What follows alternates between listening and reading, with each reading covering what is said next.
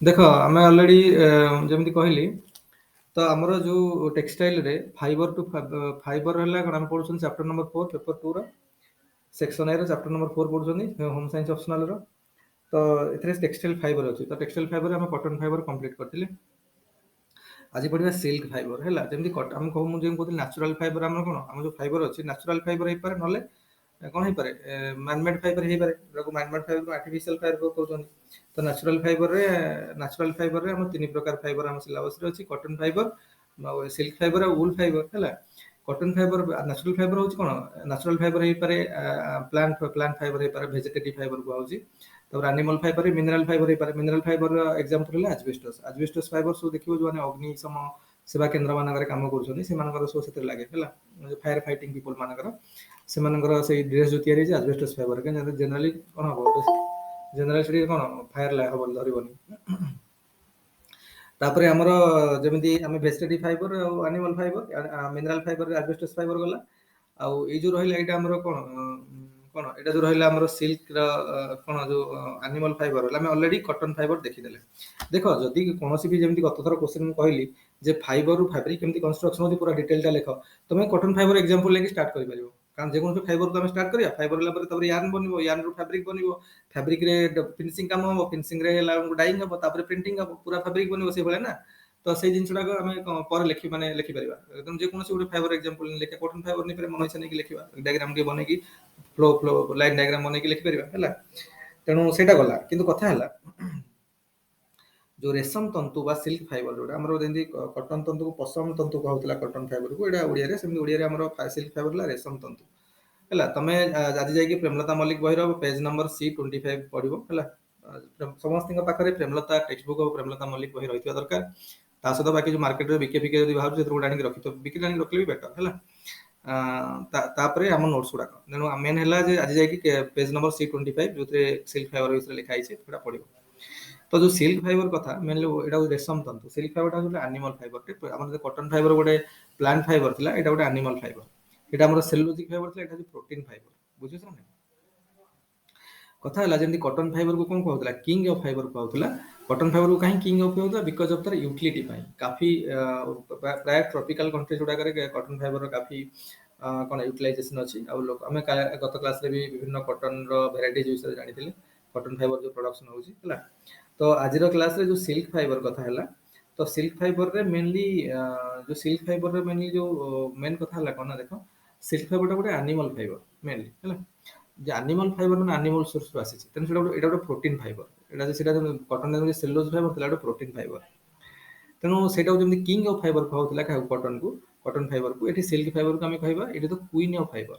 Queen ମାନେ ଗୋଟେ ଫେମିନାଇନ version ଏଥିପାଇଁ କାହିଁ କୁଇନ ଅଫ ଫାଇବର କୁହାଯାଏ because of its attractiveness because of its lustre because of its strength because of its gracefulness ତାକୁ କୁହାଯାଏ କୁଇନ ଅଫ ଫାଇବର।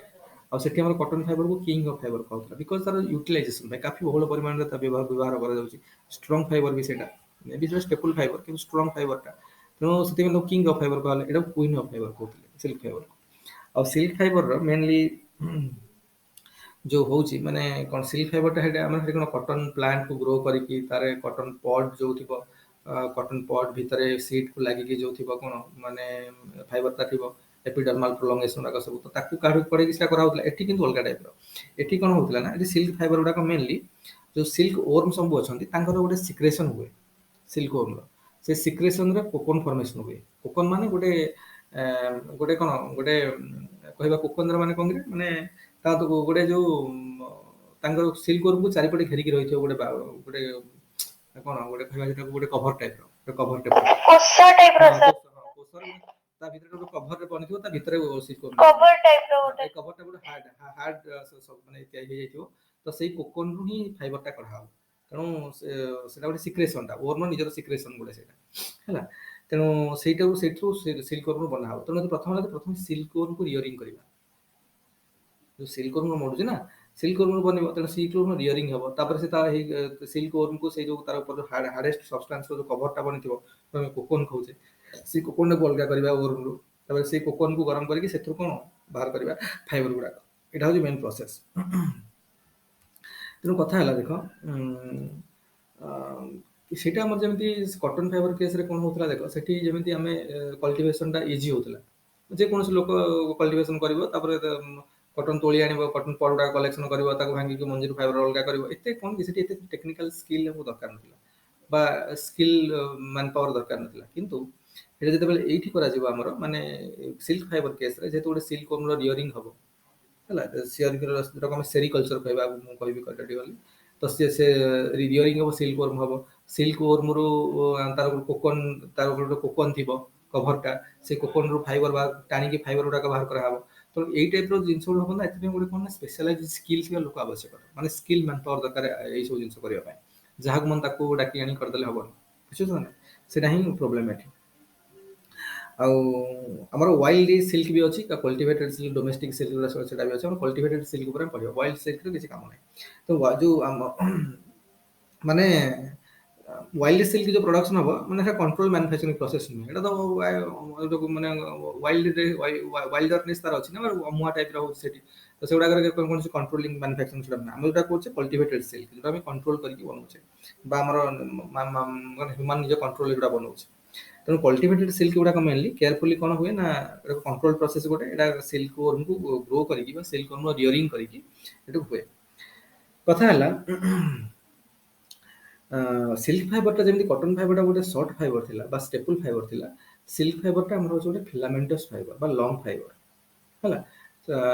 କଟନ ଫାଇବରଟା ଯେମିତି ଗୋଟେ ଷ୍ଟେପଲ ଫାଇବର ଥିଲା, ଗୋଟେ ସର୍ଟ ଫାଇବର ଥିଲା, ତ ସିଲ୍କ ଫାଇବରଟା ହେଉଛି କ'ଣ କି ଗୋଟେ ସିଲ୍କ ଫାଇବର କ'ଣ ଗୋଟେ ଫିଲାମେଣ୍ଟସ୍ ଫାଇବର ବା ଲଙ୍ଗ ଫାଇବର ସିଲ୍କ ଫାଇବରଟା ହେଲା। ତେଣୁ ସିଲ୍କ ଫାଇବରଟା ସବୁବେଳେ ମନେ ରଖ, silk fibre only natural fibre which is long fibre ବା ହୁଇଚ୍ ଇଜ ଫିଲାମେଣ୍ଟସ୍ ଫାଇବର।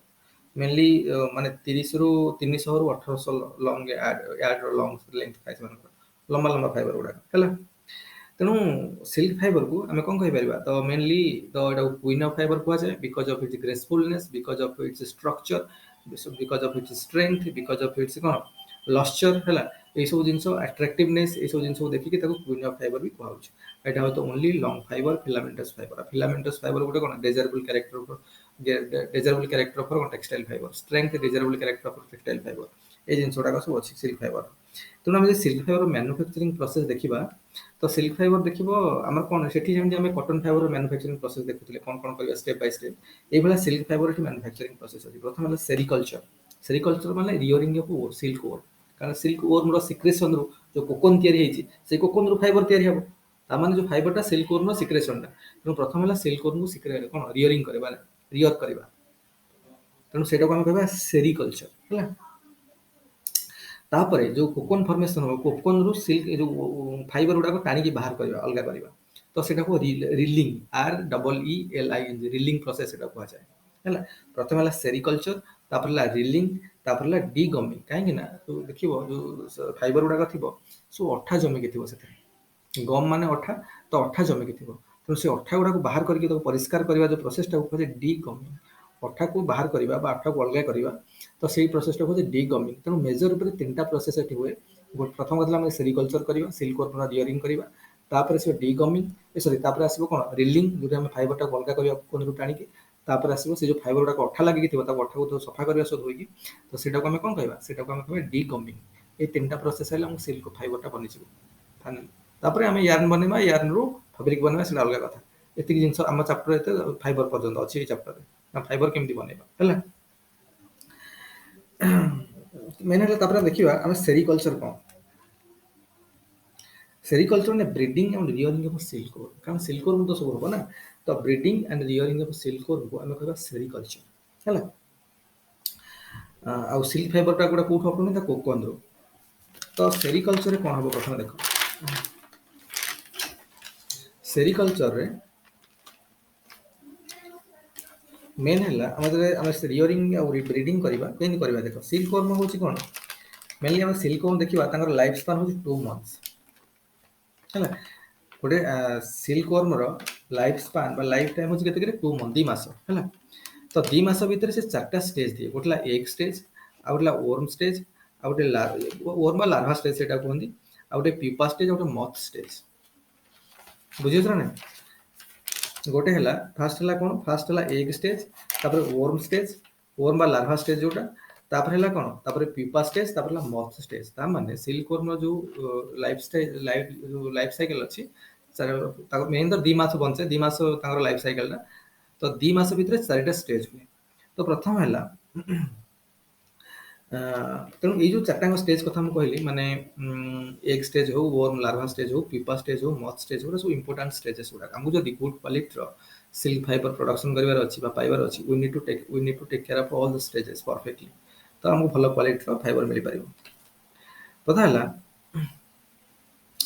ସେ କହୁଛି ଆମେ ଯଦି ସାଇଣ୍ଟିଫିକ୍ ପ୍ରୋସିଜର ୟୁଜ୍ କରିକି ବା ସାଇଣ୍ଟିଫିକ୍ ମେଥଡ୍ସ ୟୁଜ୍ କରିକି ବା ସାଇଣ୍ଟିଫିକ୍ ବ୍ରିଡିଂ ପ୍ରୋସେସ୍ ୟୁଜ୍ କରିକି ଆମେ କରିବା ତ ସିଲ୍କ ୱାର୍ମ ସେଟାକୁ ମେନଲି ଥରେ ମାନେ ଗୋଟେ ବର୍ଷରେ ଆମେ 3 ଥର ହ୍ୟାଚ୍ କରିପାରିବା 3 ଥର ହ୍ୟାଚିଂ କରିକି କରିବା 3ଟା କରିପାରିବା କିନ୍ତୁ ଯଦି ନ୍ୟାଚୁରାଲି କୌଣସି ସାଇଣ୍ଟିଫିକ୍ ପ୍ରୋସେସ୍ ୟୁଜ୍ ନ କରିକି ନ୍ୟାଚୁରାଲି ଗୁଡ଼ା ଗ୍ରୋ ହେଉଛନ୍ତି ହେଲେ ନ୍ୟାଚୁରାଲ କଣ୍ଡିସନ୍ସରେ ତାହେଲେ ବର୍ଷକୁ ଥରେ ହେବ ଗୋଟେ ଥର ହେଇପାରିବ ଆଉ ଯଦି ସାଇଣ୍ଟିଫିକାଲି କରିବ 3 ଥର ବି ଆମେ କରିପାରିବା ତେଣୁ ଯେଉଁମାନେ କମର୍ସିଆଲ ସ୍କେଲରେ କରୁଛନ୍ତି ପ୍ରଫିଟ୍ ଜେନେରେଟ୍ କରିବା ପାଇଁ କରୁଛନ୍ତି ସେମାନେ କ'ଣ ସାଇଣ୍ଟିଫିକାଲି କରିବେ ଆଉ 3 ଥର ବର୍ଷକୁ କରିହେବ ପ୍ରଥମ କଥା ହେଲା ଯେ ପ୍ରଥମ ହେଲା ଏଗ୍ ଷ୍ଟେଜ୍ କ'ଣ ତ ପ୍ରଥମ ଯେଉଁ ଫିମେଲ୍ ସିଲ୍କ ୱାର୍ମ କ'ଣ ହେବ ନା ଏକ ଅଣ୍ଡା ଦେବା ଷ୍ଟାର୍ଟ କରିବ ତାହେଲେ କ'ଣ କରନ୍ତି ଗୋଟେ ବଡ଼ ପ୍ଲେନ୍ ଅଫ୍ ପେପରରେ ହ୍ୱାଇଟ୍ ପ୍ଲେନ୍ ଅଫ୍ ପେପରରେ ତାକୁ ଅଣ୍ଡା ଦେବା ଷ୍ଟେଜକୁ ଆସେ ଯେତେବେଳେ ଫିମେଲ୍ ସିଲ୍କ ୱାର୍ମ ଅଣ୍ଡା ଦେବା ଷ୍ଟାର୍ଟ କରିବ ସେ କ'ଣ କରିବ ନା ଗୋଲ ଗୋଲ କରିକି ସର୍କୁଲାର ୱେରେ ଅଣ୍ଡା ଦେବ ସବୁ ଗୋଲ ଗୋଲ ହେଇକି ରହିବ ତାପରେ ଗୋଲ ସର୍କଲ ଟାଇପ୍ର ଅଣ୍ଡା ଦେବ ସବୁ ହେଲା ତେଣୁ ମେନଲି ଗୋଟେ ଥରକରେ 500ରୁ 600 ଅଣ୍ଡା ସେ ଦିଏ ହେଲା ମାନେ ଗୋଟେ ସର୍କୁଲାର ମ୍ୟାନରରେ ଦେବ ଆଉ ସେଗୁଡ଼ାକ ଆମେ କ'ଣ କରିବେ ଗୋଟେ ପ୍ଲେନ୍ ଅଫ୍ ପେପରରେ ତାକୁ ଛାଡ଼ିଦେଲା ମାନେ ସେ ପ୍ଲେନ୍ ଅଫ୍ ସର୍କୁଲାର ଟାଇପ୍ର ଏମିତି ଅଣ୍ଡା ଦେଇ ଚାଲିବ ଆଉ 500ରୁ 600 ଅଣ୍ଡା ଗୋଟେ ସିଲ୍କ ୱାର୍ମ ଦେବ ଆଉ ଦେଇସାରିଲା ପରେ ସେ ମରିଯାଏ ଅଣ୍ଡା ଦେଇସାରିଲା ପରେ ସାଙ୍ଗେ ସାଙ୍ଗେ ମରିଯିବ କିଏ ସେ ଫିମେଲ୍ ସିଲ୍କ ୱାର୍ମ ବର୍ତ୍ତମାନ ଆମକୁ ଅଣ୍ଡା ମିଳିଗଲା ତେଣୁ ଗୋଟେ ପ୍ଲେନ୍ ଅଫ୍ ପେପରରେ ବର୍ତ୍ତମାନ ଅଣ୍ଡା ସବୁ ସର୍କୁଲାର ୱେରେ 500ରୁ 600 ଏବେ ସବୁ ସଜା ହେଇକି ରହିଛି କାରଣ ସେ ଦେଲା ବେଳକୁ ସର୍କୁଲାର ୱେରେ ଅଣ୍ଡା ଦିଏ ହେଲା ତାପରେ କ'ଣ ହବ ନା ଏଇ ଆମେ କ'ଣ କରିବା ନା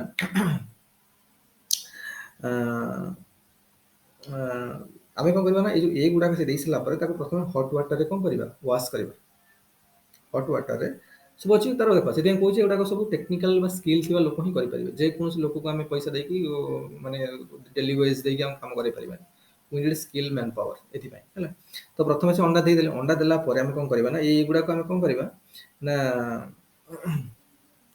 ବର୍ତ୍ତମାନ ହେଇଗଲା ତାକୁ ନେଇକି ପ୍ରଥମେ ଗୋଟେ କୋଲ୍ଡ ଷ୍ଟୋରେଜରେ 6 ୱିକ୍ ପାଇଁ ରଖାହେବ ଯେଉଁ ଗୋଟେ ହ୍ୱାଇଟ୍ ପେପରରେ ସେ ଅଣ୍ଡା ସର୍କୁଲାର ୱେରେ ଅଣ୍ଡା ଦେଇ ଚାଲିଲେ ତେଣୁ ସେଇ ତାକୁ ନେଇକି ଆମେ କ'ଣ କରିବା ନା ଗୋଟେ କୋଲ୍ଡ ଷ୍ଟୋରେଜରେ 6 ମନ୍ଥ ପାଇଁ 6 ମନ୍ଥ କହୁଛି 6 ୱିକ୍ ପାଇଁ ନେଇକି କୋଲ୍ଡ ଷ୍ଟୋରେଜରେ ରଖିବା ଅଣ୍ଡା ଗୁଡ଼ାକ ତ ଶୀତଳ ଭଣ୍ଡାର ହେଲା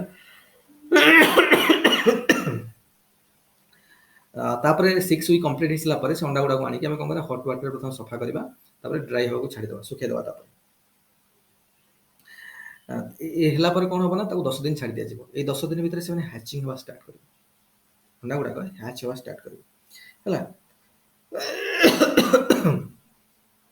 ଏଥିପାଇଁ କ'ଣ ଦରକାର ଏଥିପାଇଁ ଆମକୁ ଇଭିନ୍ ଟେମ୍ପରେଚର ମାନେ ସୁଇଟେବଲ୍ ଟେମ୍ପରେଚର ହେଇଥିବା ଦରକାର ହଟ୍ ସନଲାଇଟ୍ ଥିବା ଦରକାର ଗୁଡ୍ କ୍ୱାଲିଟିର ଭେଣ୍ଟିଲେସନ୍ ଥିବା ଦରକାର ଏଗୁଡ଼ା ସବୁରେ ମାନେ ସାଟିସ୍ଫାଇଂ ହ୍ୟାଚିଂ ହେବ ଗୁଡ୍ କ୍ୱାଲିଟିର ହ୍ୟାଚିଂ ହେବ ଟେମ୍ପରେଚର ହେଲା ସନଲାଇଟ୍ର ବନ୍ଦୋବସ୍ତ ଥିବା ଦରକାର ଗୁଡ୍ ଭେଣ୍ଟିଲେସନ୍ ଏଇସବୁ ଜିନିଷ ପରଫେକ୍ଟଲି ଥିବା ଦରକାର ସୋ ଦ୍ୟାଟ୍ ହ୍ୟାଚିଂ ପ୍ରୋସେସଟା ବହୁତ ବଢ଼ିଆ ହେବ କାରଣ ଆମ ଯେତେ ପ୍ରୋସେସ୍ ଭଲ ହେଇଯିବ ଆମେ ସେତେ ଗୁଡ୍ କ୍ୱାଲିଟିର ସିଲ୍କ ଫାଇବର ଆମେ ଜେନେରେଟ୍ କରିବା ପ୍ରଡକ୍ସନ୍ କରିପାରିବା ଏଗୁଡ଼ାକ ପ୍ରୋବ୍ଲେମ୍ ହେବ ମାନେ ଫାଇବର ଖରାପ ହେଇଯିବ ତେଣୁ ହ୍ୟାଚିଂ ଭଲ ହେବ ତ ପ୍ରଥମେ ଯେତେବେଳେ ହ୍ୟାଚିଂ ହେବ ତ ବର୍ତ୍ତମାନ କ'ଣ ଏଗ୍ ଷ୍ଟେଜ୍ ଥିଲା ବର୍ତ୍ତମାନ ହ୍ୟାଚିଂ ହେଲା ତା ଭିତରେ ଆସିବ ୱର୍ମ ବା ଲାର୍ଭା ହ୍ୟାଚିଂ ହେଲା ଲାର୍ଭା ବାହାରିଲା ତା ଭିତରୁ ବର୍ତ୍ତମାନ ଯେଉଁ ହ୍ୟାଚିଂ ଯେଉଁ ୱର୍ମଟା ବାହାରିବ ଅଣ୍ଡା ଭିତରୁ ସେଇଟାକୁ ଆମେ କହିବା ଲାର୍ଭା ଷ୍ଟେଜ୍ ବର୍ତ୍ତମାନ ଏଗ୍ ଗଲା ଏଗ୍ରୁ ବର୍ତ୍ତମାନ ପହଞ୍ଚିଲେ ଲାର୍ଭା ଷ୍ଟେଜ୍ରେ ଯେଉଁ ଲାର୍ଭା ହେବ ଆଟ୍ ଦ ଫାଷ୍ଟ ଷ୍ଟେଜ୍ରେ କ'ଣ ହେବ ଦେଖିବ ଯେତେବେଳେ ଜନ୍ମ ହେବ ଲାର୍ଭା ଷ୍ଟାର୍ଟିଂରୁ ପ୍ରାୟ 2 ମିଲିମିଟର ଲେନ୍ଥର ହେଇଥିବ ସବୁଗୁଡ଼ା ହେଇଥିବ ବା 1 ଇଞ୍ଚର 1/8 ମାନେ 1/8 ଇଞ୍ଚ କିମ୍ବା 2 mm ର ଲେନ୍ଥର ଥିବ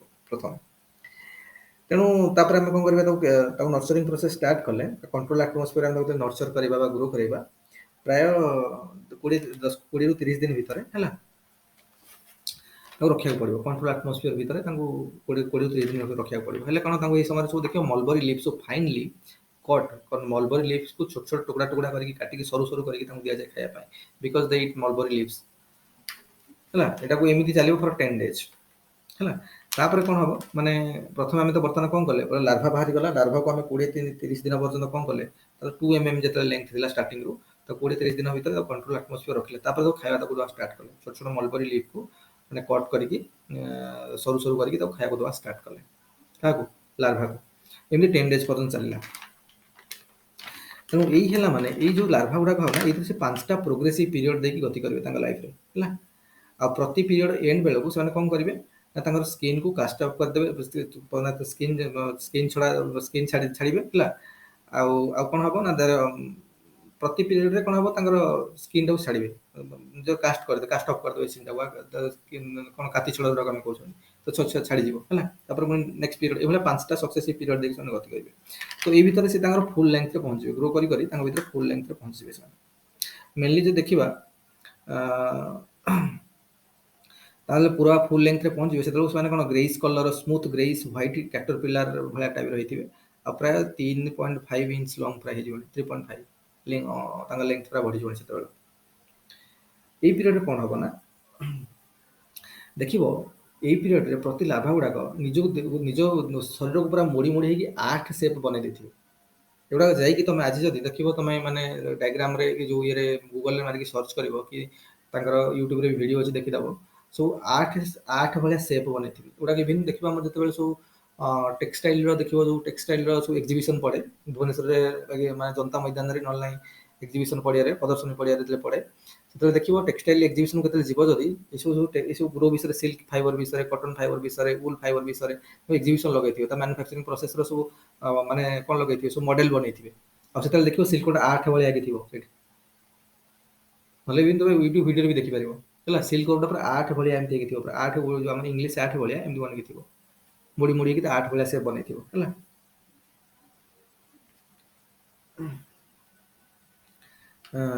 ଏଇ ସମୟରେ କଣ 8 ଭଳିଆ ଯେତେବେଳେ ସେପ୍ରେ ଥିବ, ସେଇ ସମୟରେ କଣ ହବ ନା ସିଲିକନଟା କୋକନ ହବା ପାଇଁ ଯୋଉ ସିକ୍ରେସନଟା ଦରକାର, ସେ ସିକ୍ରେସନ କରିବା ଷ୍ଟାର୍ଟ କରିବ।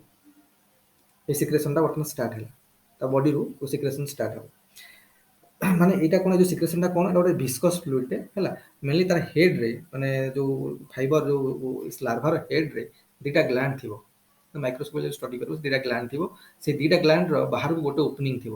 ତେଣୁ ସେ ଗୋଟେ ଭିସ୍କସ୍ ଫ୍ଲୁଇଡ ଗୋଟେ ସିକ୍ରେଟ କରନ୍ତି, ସିକ୍ରେସନ ହବ। ତେଣୁ ସେଇ ଫ୍ଲୁଇଡଟା ପୁରା କଣ ଗୋଟେ କଭର କରିଦବ, ପୁରା ୱାର୍ମକୁ ଚାରିପଟୁ କଭର କରିକି, ତାପରେ କଣ ହେଇଯିବ, ହାର୍ଡ ହେଇଯିବ, ଯୋଉଟାକୁ ଆମେ କୋକନ କହୁଛୁ, ହେଲା। ଏଇଟା ଆସିବ, ତାପରେ କଣ ହବ, ଏୟାର କଣ୍ଟାକ୍ଟରେ ଆସିଲା ଏଇ ସିକ୍ରେସନ ଗୁଡାକ ଆସ୍ତେ ଆସ୍ତେ ଆସ୍ତେ ଆସ୍ତେ କଣ ହେଇଯିବ, ହାର୍ଡ ହେଇଯିବ। ତେଣୁ ଏଇ ଯୋଉ ସିକ୍ରେସନଟା ତା ବଡି ଚାରିପଟ ଘୋଡେଇକି ରଖିଥିବ। ଆଉ ଏଇଟା ଏୟାର ସଂସ୍ପର୍ଶରେ ଆସିକି ହାର୍ଡ ହେଇଗଲା ପରେ ତାକୁ ଆମେ କଣ କହିବା, କୋକନ କହିବା। ତେଣୁ ଏଇଟା କଣ କହିବା, ପ୍ରାୟ ଯଦି ଆମେ ଦେଖିବା ଗୋଟେ କୋକନ ଯୋଉ ଫର୍ମେସନ ହଉଛି, 2000ରୁ 4000 ୟାର୍ଡର ସିଲ୍କ ଗୋଟେ କୋକନରୁ ମିଳିବ।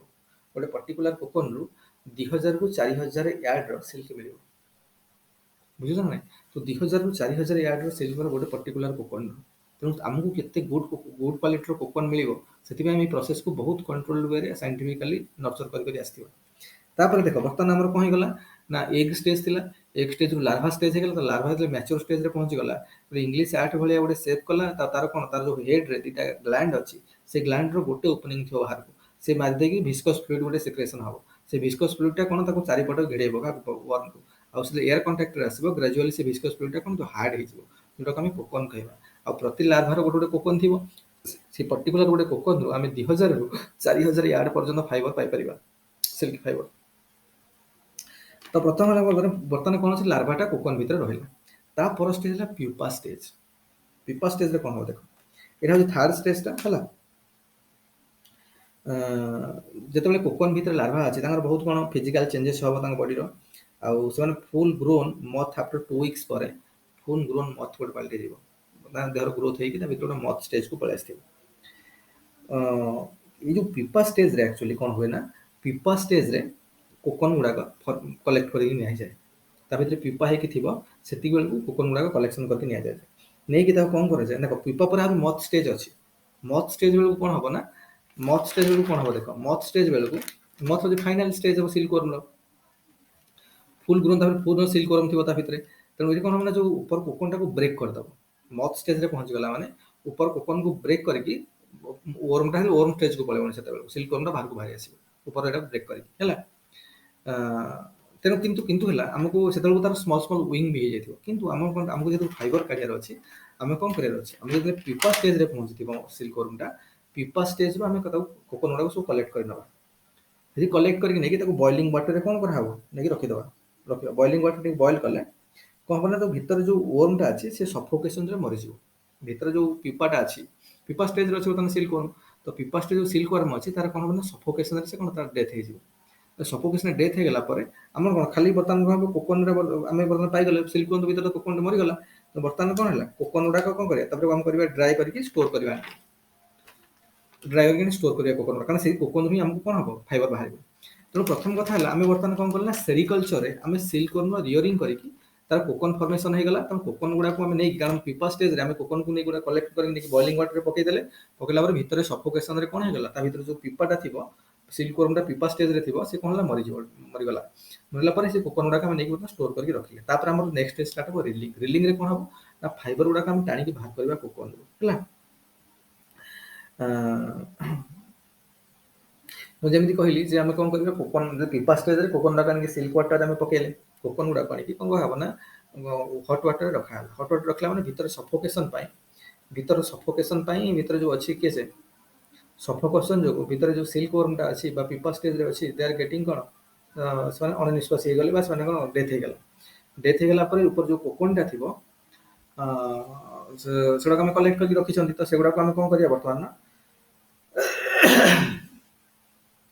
ଆଉ ଗୋଟେ ବି କ'ଣ ହବ ନା ଆମେ ଯଦି କୋକନ ଗୁଡ଼ାକ ସଫ୍ଟ ୱାଟରରେ ପକେଇ ହଟ୍ ୱାଟରରେ ରଖିଥିବ କୋକନ ବି ସଫ୍ଟ ହେଇଯିବ, କାରଣ ହାର୍ଡେଷ୍ଟ ମ୍ୟାଟେରିଆଲ ହେଇଯାଇଥିବ ଏୟାର ସଂସ୍ପର୍ଶରେ ବହୁତ ହାର୍ଡ ହେଇକି ଥିବ। ଗରମ ପାଣିରେ ପକେଇଦେବା ଏକ ତ ପ୍ରଥମ କଥା ପିପାଟା ମରିଯିବ ଭିତରେ, ଏଗୁଡ଼ା ଟିକେ ଟିକେ ସଫ୍ଟ ହେଇଯିବ, ହେଲା।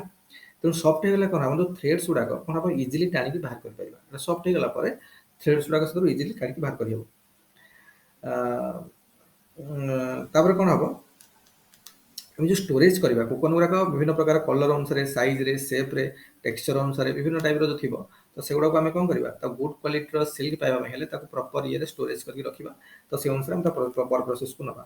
ବର୍ତ୍ତମାନ କ'ଣ ହବ ନା ଯେଉଁ ଫିଲାମେଣ୍ଟ ଗୁଡ଼ାକ ବା ସିଲ୍କ ଫିଲାମେଣ୍ଟ ଗୁଡ଼ାକ କ'ଣ ହବ ନା ଏଇ ଯେଉଁ ତାକୁ କୋକନ ଭିତରେ ମାନେ କୋକନରେ ଏଗୁଡ଼ା ସବୁ ଥିବ, ତ ସବୁ ଟାଣିକି ଯେଉଁ କାଢ଼ିବା ବା ଅନୱାଇଣ୍ଡିଂ କରିବା ସେ କୋକନ ଯେତେବେଳେ ବାହାର କରିବା ସେ ପ୍ରୋସେସଟାକୁ ଆମେ କହିବା ରିଲିଂ, REELING ରିଲିଂ, REELING ହେଲା ରିଲିଂ ପ୍ରୋସେସ। ତାପରେ କ'ଣ ହବ ଦେଖ ଆମେ ଯେଉଁ ଫାଇବର କିନ୍ତୁ ଗୋଟେ କୋକନ ତ ନୁହଁ, ଏମିତି ସେଭରାଲ ଗୁଡ଼ାଏ କୋକନ ଆମେ ରଖିଥିବା ସେଭରାଲ କୋକନ୍ସ ଥିବ, ତ ପ୍ରତି କୋକନ୍ସରୁ କ'ଣ ହବ ନା ଫାଇବର ଗୁଡ଼ାକ ପୁଲ୍ କରାହବ, ଟଣା ହେଲା ବର୍ତ୍ତମାନ, ହେଲା ତାକୁ ଇଏ କରିବା ପାଇଁ। ତେଣୁ ଏଗୁଡ଼ା ହେବା ପରେ କ'ଣ ହବ ନା ଗୋଟେ ରିଲିଂ ଫ୍ରେମ୍ ଥିବ। ଏଗୁଡ଼ାକ ସବୁ ପର କ୍ଲାସରେ ମୁଁ ସବୁ ଭିଡ଼ିଓ ଦେଖେଇବି, ମୁଁ ଷ୍ଟୋର କରି ରଖିଥିବି ସବୁ ଖୋଜିକି, ତ ଭିଡ଼ିଓ ଦେଖେଇବି କେମିତି ଦେଖ ଯେଉଁ ଥିବ ମାନେ ଯେଉଁ ଫ୍ରେମ୍ ଥିବ ରିଲିଂର ସବୁ ଫ୍ରେମ୍ ଥିବ, ମଝିରେ ଗୋଟେ ହୋଲ୍ ଥିବ, ସେଇ ହୋଲ୍ ଦେଇକି ସେଇ ରିଲିଂର କ'ଣ ସେଇ ଗୁଡ଼ାକ ସବୁ ଥ୍ରେଡ୍ ଗୁଡ଼ାକୁ ପାସ୍ କରାହବ ରିଲିଂ ଫ୍ରେମ୍ର। ଆଉ ସେତିକି କ'ଣ ମୋଡ଼ ଦିଆହେବ, ସବୁ ଟୁଇଷ୍ଟ ମାନେ ମୋଡ଼ ଦିଆହେବ ତାକୁ ଗୁଡ଼େଇବା ପାଇଁ, କାରଣ ଫାଇବର ଗୁଡ଼ାକ ତ ମୋଡ଼ି ହେଲେ ତ ଏଇଟା ପୁଣି ଥ୍ରେଡ୍ ହବ ଆଉ ସୂତା ବନିବ, ହେଲା। ତାକୁ ଟିକେ ମୋଡ଼ ଦିଆଯିବ ସେଇ ଥ୍ରେଡ୍ କରିକି। ତାପରେ ଏଇ ଯେଉଁ ମୋଡ଼ ହବ କ'ଣ ଏମିତି ଗୋରା ହେଲା, ପୁଣି ଆଉ ଗୋଟେ ରିଲିଂ ଫ୍ରେମ୍ ଥିବ ସେଥିରେ ପୁଣି ଦେଇକି ପୁଣି ମୋଡ଼ ଦିଆଯିବ, ହେଲା। ମୁଁ ଦେଖିବି କେମିତି ହେଉଛି, ଗତ କ୍ଲାସ୍ ଆମେ ଦେଖିବା ସବୁ ଭିଡ଼ିଓ ଗୁଡ଼ାକ ପୁଣି ମୋଡ଼ ଦିଆଯିବ। ତ ଏଇ ଟାଇପ୍ର ମୋଡ଼ ଦେଇ ସେଟା କ'ଣ ଷ୍ଟ୍ରେଙ୍ଗଥ ବନିବ, ଷ୍ଟ୍ରଙ୍ଗ ବନିବ। ଯେତେବେଳେ ଷ୍ଟ୍ରେଙ୍ଗଥ ବନିବ ସେତେବେଳେ ଥ୍ରେଡ୍ ହେଇଯିବ, ହେଲା, ବା ଯେଉଁଟାକୁ ୟାର୍ନ ଟାଇପ୍ର ଚେଞ୍ଜ ହେଇଯିବ। ତେଣୁ ଏଇ ପ୍ରୋସେସଟା ଯେତେବେଳେ ଯେ ପର୍ଯ୍ୟନ୍ତ ଥ୍ରେଡ୍ଟା ଷ୍ଟ୍ରଙ୍ଗ ନ ହେଇଛି ବା ୟାର୍ନ ମାନେ ଗୋଟେ ଷ୍ଟ୍ରଙ୍ଗ ଥ୍ରେଡ୍ ନ ବନିଛି ସେ ପର୍ଯ୍ୟନ୍ତ କ'ଣ ହେଉଥିବ ସେଭଳିଆ ମୋଡ଼ ଦିଆ ଚାଲିଥିବ, ହେଲା। ତାର ବର୍ତ୍ତମାନ କ'ଣ ହେଲା ସିଲ୍କ ଫାଇବରଟା ଗୋଟେ ଥ୍ରେଡ୍କୁ କନଭର୍ଟ ହେଇଗଲା, ବର୍ତ୍ତମାନ ଗୋଟେ ୟାର୍ନ ଟାଇପ୍କୁ କନଭର୍ଟ ହେଇଗଲା। ଦେଖ ୟାର୍ନର ବିଭିନ୍ନ ଟାଇପ୍ର ୟାର୍ନର ପ୍ରୋସିଜିଓର ଅଛି, ସେଗୁଡ଼ାକ ଆମେ କମିଂ ପର କ୍ଲାସ୍ରେ ଦେଖିବା, 5 ନମ୍ବର ଚାପ୍ଟର 5ରେ ଅଛି, ସେଟା ପର କଥା। ବର୍ତ୍ତମାନ ଥ୍ରେଡ୍ରେ ବା ଆମର ଫାଇବରରେ ଆମ ଡିସ୍କସନଟା ସୀମିତ ହେବା ଦରକାର, ହେଲା। ତେଣୁ ବର୍ତ୍ତମାନ କ'ଣ ହେଲା ଟୁଇଷ୍ଟ ଦେଇକି ତାକୁ କ'ଣ ଷ୍ଟ୍ରଙ୍ଗ ସବୁ ଫାଇବର ଗୁଡ଼ାକୁ ଟୁଇଷ୍ଟ ଗୁଡ଼ାଏ ମିଶେଇକି ତାକୁ ଟୁଇଷ୍ଟ ଦେଇ ବର୍ତ୍ତମାନ ତାକୁ ଥ୍ରେଡ୍ ଟାଇପ୍ର ବନେଇଦେଲେ, ଗୋଟେ ୟାର୍ନ ଟାଇପ୍ର ବର୍ତ୍ତମାନ ବନିଗଲା ତା ମାନେ। ତାପରେ କ'ଣ ହବ ନା ଗୋଟେ ସ୍ପୁଲ ଥିବ, ଗୋଟେ ଇଏ ଟାଇପ୍ର ଗୋଟେ ଇଏ ମାନେ କ'ଣ ସେଟାକୁ ସେଥିରେ କ'ଣ ଗୁଡ଼େଇକି ଏଇ ଯେଉଁ ଥ୍ରେଡ୍ ଗୁଡ଼ାକ ବନିବ ତା ଭିତରେ ସ୍ପୁଲ SPOOLS ସ୍ପୁଲ ସେଟା କୁହନ୍ତି। ତା ଭିତରେ କ'ଣ ହବ ନା ଏଟା ଗୁଡ଼େଇ କରିକି ଫାଇବର ଗୁଡ଼ାକୁ ରଖାହବ, ଏଇ ଯେଉଁ ଥ୍ରେଡ୍ ଗୁଡ଼ାକ ସବୁ ଗୁଡ଼େଇକି ରଖାହବ। ତାପରେ ଆମେ ୱିଭିଂ କାମକୁ ନେବା, ୱିଭିଂ କରିବା ପାଇଁ ବା ୟୁଜ୍ କରିବା, ହେଲା। ଏଇଟା ହେଲା ପୁରା ଦେଖିବ ସିଲ୍କ ଫାଇବର ପ୍ରଡକ୍ସନର ଏଇଟା ଗୋଟେ ହେଲା। ବର୍ତ୍ତମାନ ଆମେ କ'ଣ ହେଇଗଲା ନା ଆମେ ଥ୍ରେଡ୍ ପାଇଗଲା, ମାନେ ଫାଇବର ମିଳିଗଲା ଆମକୁ। ବର୍ତ୍ତମାନ ରିଲିଂ ପ୍ରୋସେସ୍ ହେଇଗଲା, ତା ମାନେ କୋକନରୁ ଆମେ ରିଲିଂ ପ୍ରୋସେସ୍ ମାଧ୍ୟମରେ ବର୍ତ୍ତମାନ ଥ୍ରେଡ୍ ଗୁଡ଼ାକ ସବୁ ଅଲଗା କଲେ, ବୁଝୁଛି ନା। କୋକନରୁ ରିଲିଂ ପ୍ରୋସେସ୍ ମାଧ୍ୟମରେ ଆମେ କ'ଣ କଲେ ନା REELING ରିଲିଂ ପ୍ରୋସେସ୍ ମାଧ୍ୟମରେ ଥ୍ରେଡ୍ ଗୁଡ଼ାକୁ ସବୁ ଅଲଗା କରାହେଲା, ଅଲଗା କରାହେଇକି ବର୍ତ୍ତମାନ ରଖାହେଲା। କିନ୍ତୁ କ'ଣ ହେଲା କଥା ହେଉଛି ଯେତେବେଳେ ଆମେ ଦେଖିବ ମାନେ ଏଗୁଡ଼ା ଯେଉଁ ଦେଖିବ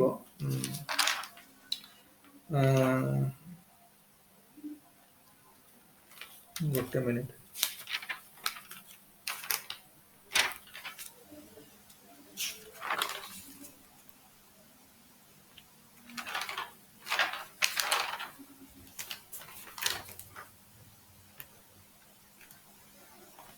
ଦେଖିବ ସିଲ୍କ ଫାଇବର ଗୁଡାକ ଯୋଉ କହିଛି, ସିଲ୍କ ଫାଇବର ଗୁଡା କଣ ହେଇଥିବ ନା, ତମେ ଦେଖିବା ଷ୍ଟ୍ରକ୍ଚର ନେଇକି ତାର ଗୁଡା କଣ ସବୁ ଡବଲ ରଡ୍ ଲାଗି ଷ୍ଟ୍ରକ୍ଚର, ତ ଦେଖିବ ଡବଲ ରଡ୍ ଲାଗି ଷ୍ଟ୍ରକ୍ଚର ଥିବ, ଆଉ ଗୋଟେ ପୁରା ଗମ ରେ ପୁରା ଫୁଲ ହେଇକି ଥିବ, ଅଠା ପୁରା ପ୍ରବଳ ହେଇକି ଥିବ।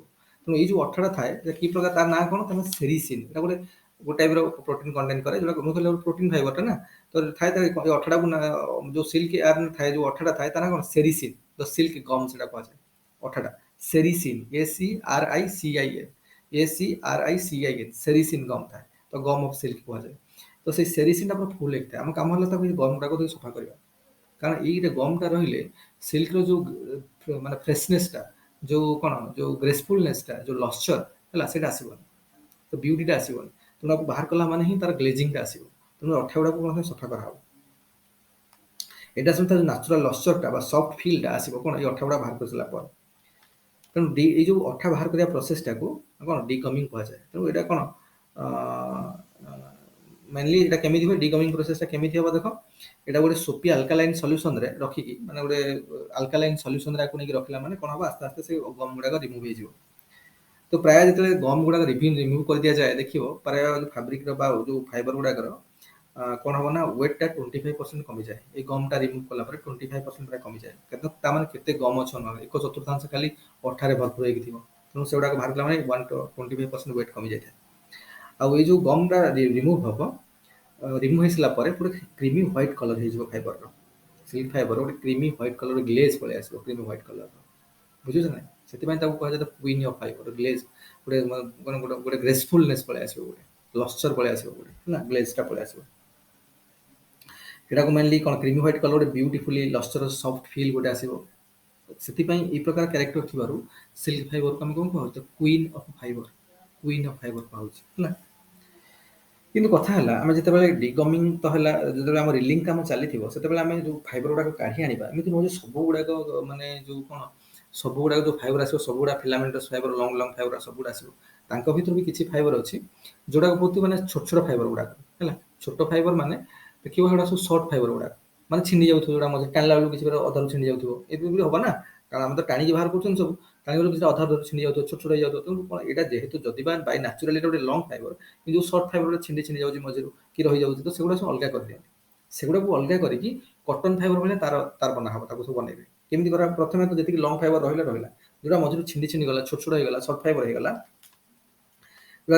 ପ୍ରପରଲି ରିଲିଂ କରି ହଉନି ଯୋଉଗୁଡାକ, ସେଟା କଣ ସବୁ କଲେକ୍ଟ କରିକି, ପ୍ରଥମେ ତ କାମ ହେଲା କଲେକ୍ଟ କରି ଦିଆଯାଏ। କଲେକ୍ଟ କରିକି ତାକୁ ବଏଲ କରିକି, ତାକୁ କଣ, ଗମ୍ ଟାକୁ ଆଲକାଲାଇନ୍ ସଲ୍ୟୁସନରେ ବଏଲ କରିକି ତାକୁ କଣ, ତାର ଗମ୍ ଟାକୁ ବାହାର କରିଦିଆଯାଏ।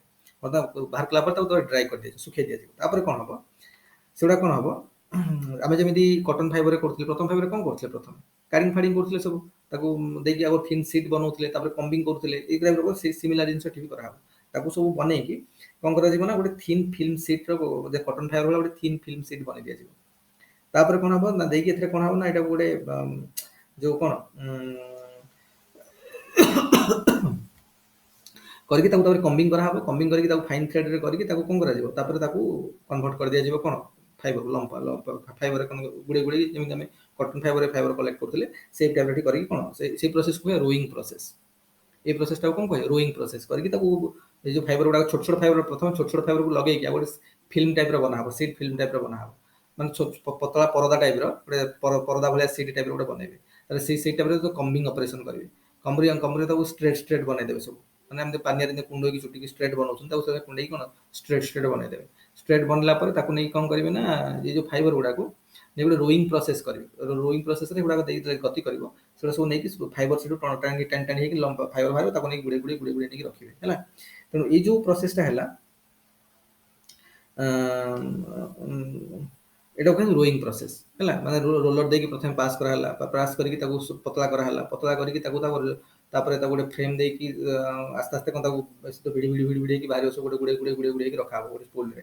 ତେଣୁ ସେଇ ଯୋଉ ପ୍ରୋସେସଟାକୁ ଆମେ ରୋଇଂ ପ୍ରୋସେସ କହିବା। ତେଣୁ ଏଇ ଯୋଉ ଗୁଡ଼ାଏ ସେଭେରାଲ, ତାପରେ ଟୁଇଷ୍ଟ ଫୁଇଷ୍ଟ ଦେଇକି ତାକୁ ୟାର୍ନକୁ କନଭର୍ଟ କରାହବ। ଏଇ ଯୋଉ ୟାର୍ନ ମେକିଂ ପ୍ରୋସେସଟା ହେଲା, ଯୋଉ ସର୍ଟ ସିଲ୍କ ଫାଇବରଟା ବନିଲା, ସେଇଟାକୁ କୁହାଯାଏ ସ୍ପୁନ୍ ୟାର୍ନ ହେଲା।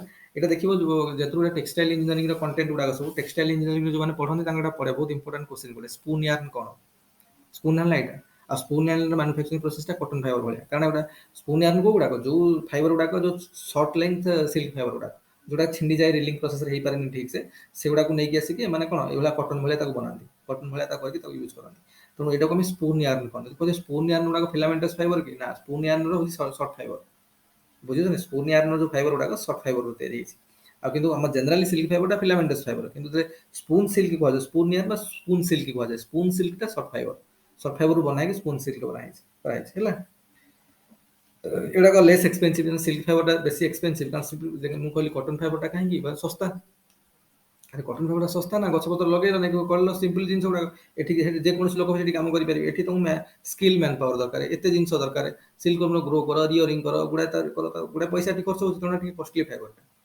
ଆଉ କଷ୍ଟଲି ଫାଇବର କିନ୍ତୁ ଆମର ଯୋଉଟା ମାନେ ମନେକର କହିବା ଯେତେ ରିଲିଂ କାମ ହଉଥିଲା ଯୋଉ ଛୋଟ ଛୋଟ ସିଲ୍କ ଫାଇବର ଗୁଡ଼ାକ ଛିଣ୍ଡି ଯାଉଥିଲା ରହୁଥିଲା ତ ସେଗୁଡ଼ାକୁ ସେମାନେ ୟୁଜ୍ କରିକି ସ୍ପୁନ୍ ସିଲ୍କ ବନେଇଲେ କଟନ୍ ଭଳିଆ କରିକି ଆଉ ଯୋଉ ସ୍ପୁନ୍ ସିଲ୍କଟା ଦାମ ବହୁତ କମ୍ ସିଲ୍କଠୁ ଅରିଜିନାଲ ସିଲ୍କ ଯୋଉଟା ମେନ୍ ଲଙ୍ଗ ଫାଇବର ସିଲ୍କ ଗୁଡ଼ାକ ତାଠୁ ଆ ଦାମଟା କମ୍ ହେଲା ତେଣୁ ଏଇଟା କାଫି କମ୍ ଦାମ ଯୋଗୁଁ ଏଇଟା କାଫି ବି ବହୁଳ ପରିମାଣରେ ୟୁଜ୍ ହୁଏ ମାନେ ଭେଲଭେଟ୍ ତିଆରିରେ ଫାବ୍ରିକ୍ସର ଇନ୍ସୁଲେଟିଭ୍ ମେଟେରିଆଲ ତିଆରି କରିବାରେ ଏଇ ଜିନିଷର ବହୁତ ୟୁଜ୍ କରନ୍ତି ହେଲା ଦେଖ ମୁଁ ଯେମିତି କହିଲି କଟନ୍ ଫାଇବର ଆମେ ଯାଇଥିଲେ ପଢ଼ୁଥିଲେ କଟନ୍ ଫାଇବରଟା ଗୋଟେ କ'ଣ ସେଲୁଲୋଜ ଫାଇବର ଯୋଉ ପ୍ଲାଣ୍ଟ ଫାଇବରଟା ତ କଟନ୍ ଫାଇବର ଗୋଟେ ସେଲୁଲୋଜିକ୍ ଫାଇବର ହେଲା କିନ୍ତୁ ଏଠି କଟନ୍ ଏଇଟା ହେଉଛି ଆନିମଲ୍ ଫାଇବର କୋଉଟା ସିଲ୍କଟା ଗୋଟେ ଆନିମଲ୍ ସୋର୍ସ ଫାଇବର ଏଇଟା ହେଉଛି କ'ଣ ଗୋଟେ ପ୍ରୋଟିନ୍ ଫାଇବର ଏଥିରେ କି ପ୍ରକାର ପ୍ରୋଟିନ୍ ଥାଏ ଏ ପ୍ରୋଟିନ୍ ହେଉଛି ଫାବ୍ରିଅନ୍ FABRION ଫାବ୍ରିଅନ୍ FABRION ଫାବ୍ରିଅନ୍ ଆରେ କ'ଣ କହୁଛି ବୁଝି ହେଉଛି ଏଇ ଯୋଉ ପ୍ରୋଟିନ୍ଟା ଏଥିରେ ଥାଏ ବା ଯୋଉଟା ଥାଏ ଏଥିରେ ପ୍ରୋଟିନ୍ଟା ଥାଏ ସବୁ ତା ନାଁ ହେଉଛି ଫାବ୍ରିଅନ୍ FABRION